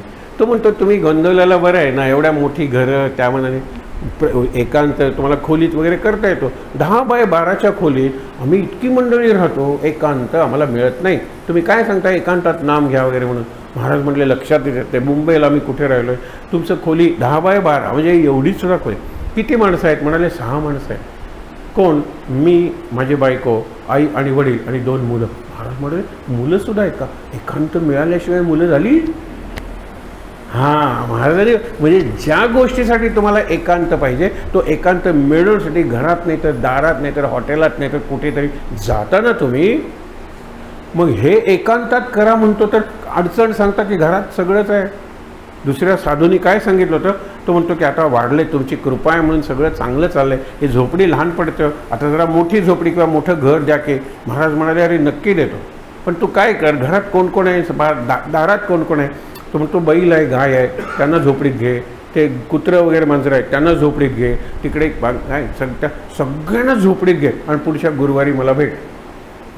गुरुवारी येतो, मंगळवारीच येतो की आधीची झोपडी एवढी मोठी होती हो, आता झोपडी लहान वाटायला लागली आहे. तर तो म्हणतो मी तुला तेच सांगणार होतो, आता या सगळ्या जनावरांना बाहेर काढ. तो म्हणतो तीच झोपडी आता मोठी वाटायला लागली आहे, मला मोठ्या घराची गरज नाही आहे, फक्त रिऑर्गनाईज करूया आपण. हे जे लहान झोपडी वाटते, चला बाहेरची झोपडी जाणार, अरे बापरे नकोसं वाटतं, आता ते पुन्हा बाहेर काढा, हां आता झोपडी मोठी वाटते. ही रिलेटिव्हिटी आहे. माझ्या मनाने मनाचं केलेलं समाधान आहे. मन किंवा बुद्धी काही शब्द वापरूया. आपण ज्याच्या पायाशी बसलेलो आहोत तो बुद्धी देणारा माणूस आहे, चिंतन करा म्हणून सांगणारा माणूस आहे. मला तरी प्रवचनात चिंतनाशिवाय दुसरं काहीही दिसत नाही. नाम चिंतनात्मक नाम, मेडिटेशनल नाम, विचार करत वाचन, पारायण, अभ्यास करत पारायण तुम्ही काढा ना ती वाक्य शोधून. आणि एक म्हणजे जप करा असं महाराज विशेषतः सांगतच नाहीत.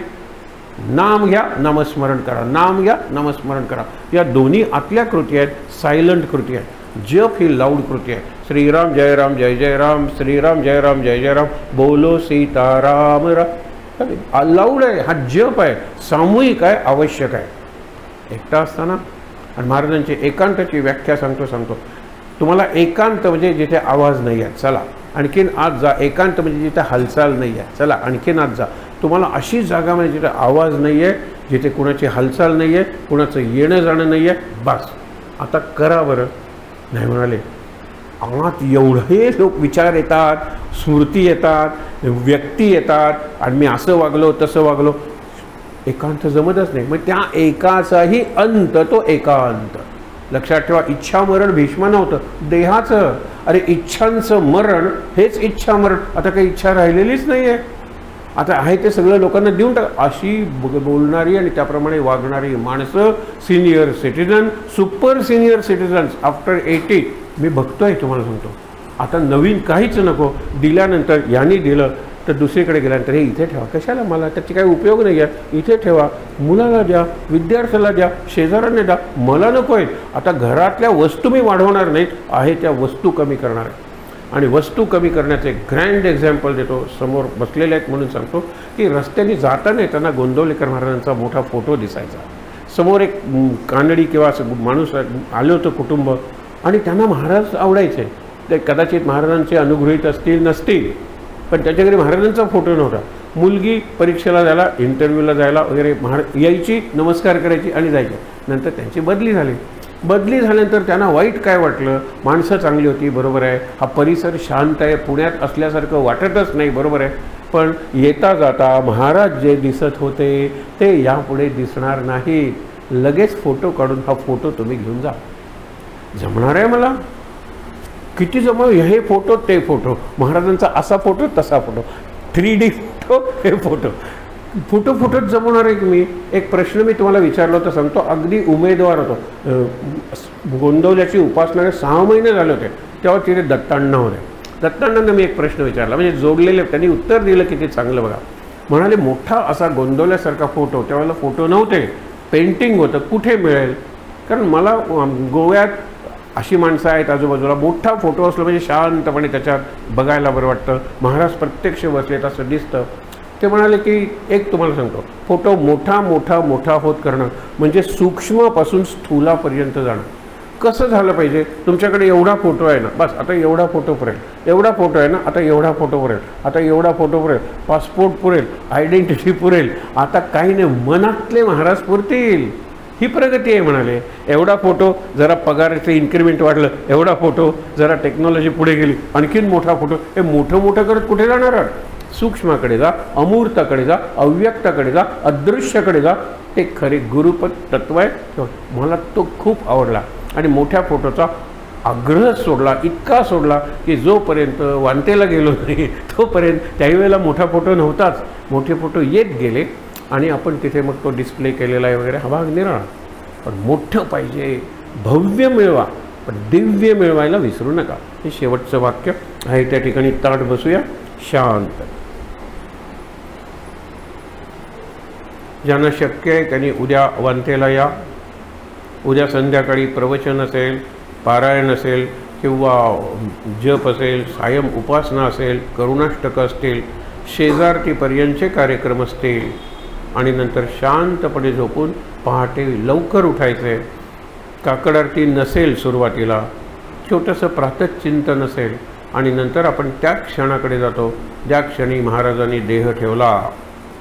1913 साली गेले, म्हणजे 110, म्हणजे महासमाधीचा दिवस म्हणाल तर 111वा दिवस आहे. 111. या 111ला आपल्या दिशेनं फार महत्त्व आहे, कारण आपण 111 म्हणतो. 1 महाराज आणि 11 हनुमान. महाराज आणि हनुमान यात भिन्नता नाही आहे, किंवा एक नाम आणि 11 हनुमान, म्हणून 111वी महासमाधी महाराजांची तो दिवस आहे. या तुम्ही. आणि सकाळी 7 वाजता कार्यक्रम संपणार आहे. 7:30 वाजता नाश्ता घेऊन आपण आपल्या कामाला जाऊ शकता. परवा दिवशी बघा, ज्यांना शक्य असेल त्यांनी या. विशेष थंडी वगैरे आता नाही आहे. या. शेवटचा श्लोक म्हणूया आणि शांतीपाठ. सदा सर्वदा योग तुझा घडावा, तुझे कारणी देह माझा पडावा, उपेक्षू नको गुणवंता अनंता, रघुनायका मागणे हेची आता. जय जय रघुवीर समर्थ. ओम सहनावतु सहनौ भुनक्तु सह वीर्यं करवावहै, तेजस्विनावधीतमस्तु मा विद्विषावहै. ओम शांति शांति शांति. डोळे मिटलेले आहेत, चेहऱ्यावर प्रसन्न भाव.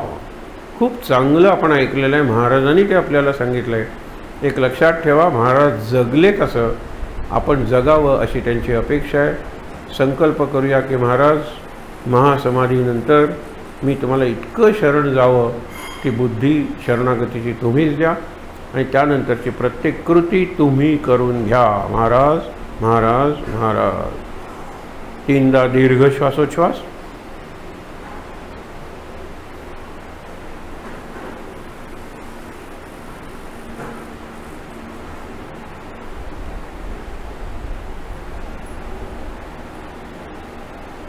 हातावर हात सोडूया.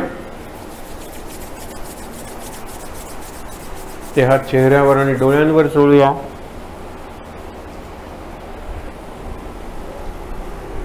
अगदी सावकाश डोळे उघडून देवी, हनुमान, सीता, लक्ष्मण, राम, नंतर महाराजांची मोठी प्रतिमा, खाली असलेले महाराज आणि रामदास, मुख्य म्हणजे इकडे असलेला गणेश, या सगळ्यांचं दर्शन घ्या सुंदर. आणि इथे असलेल्या सर्वांना नमस्कार करा. शांत आनंद. महाराज महाराज महाराज.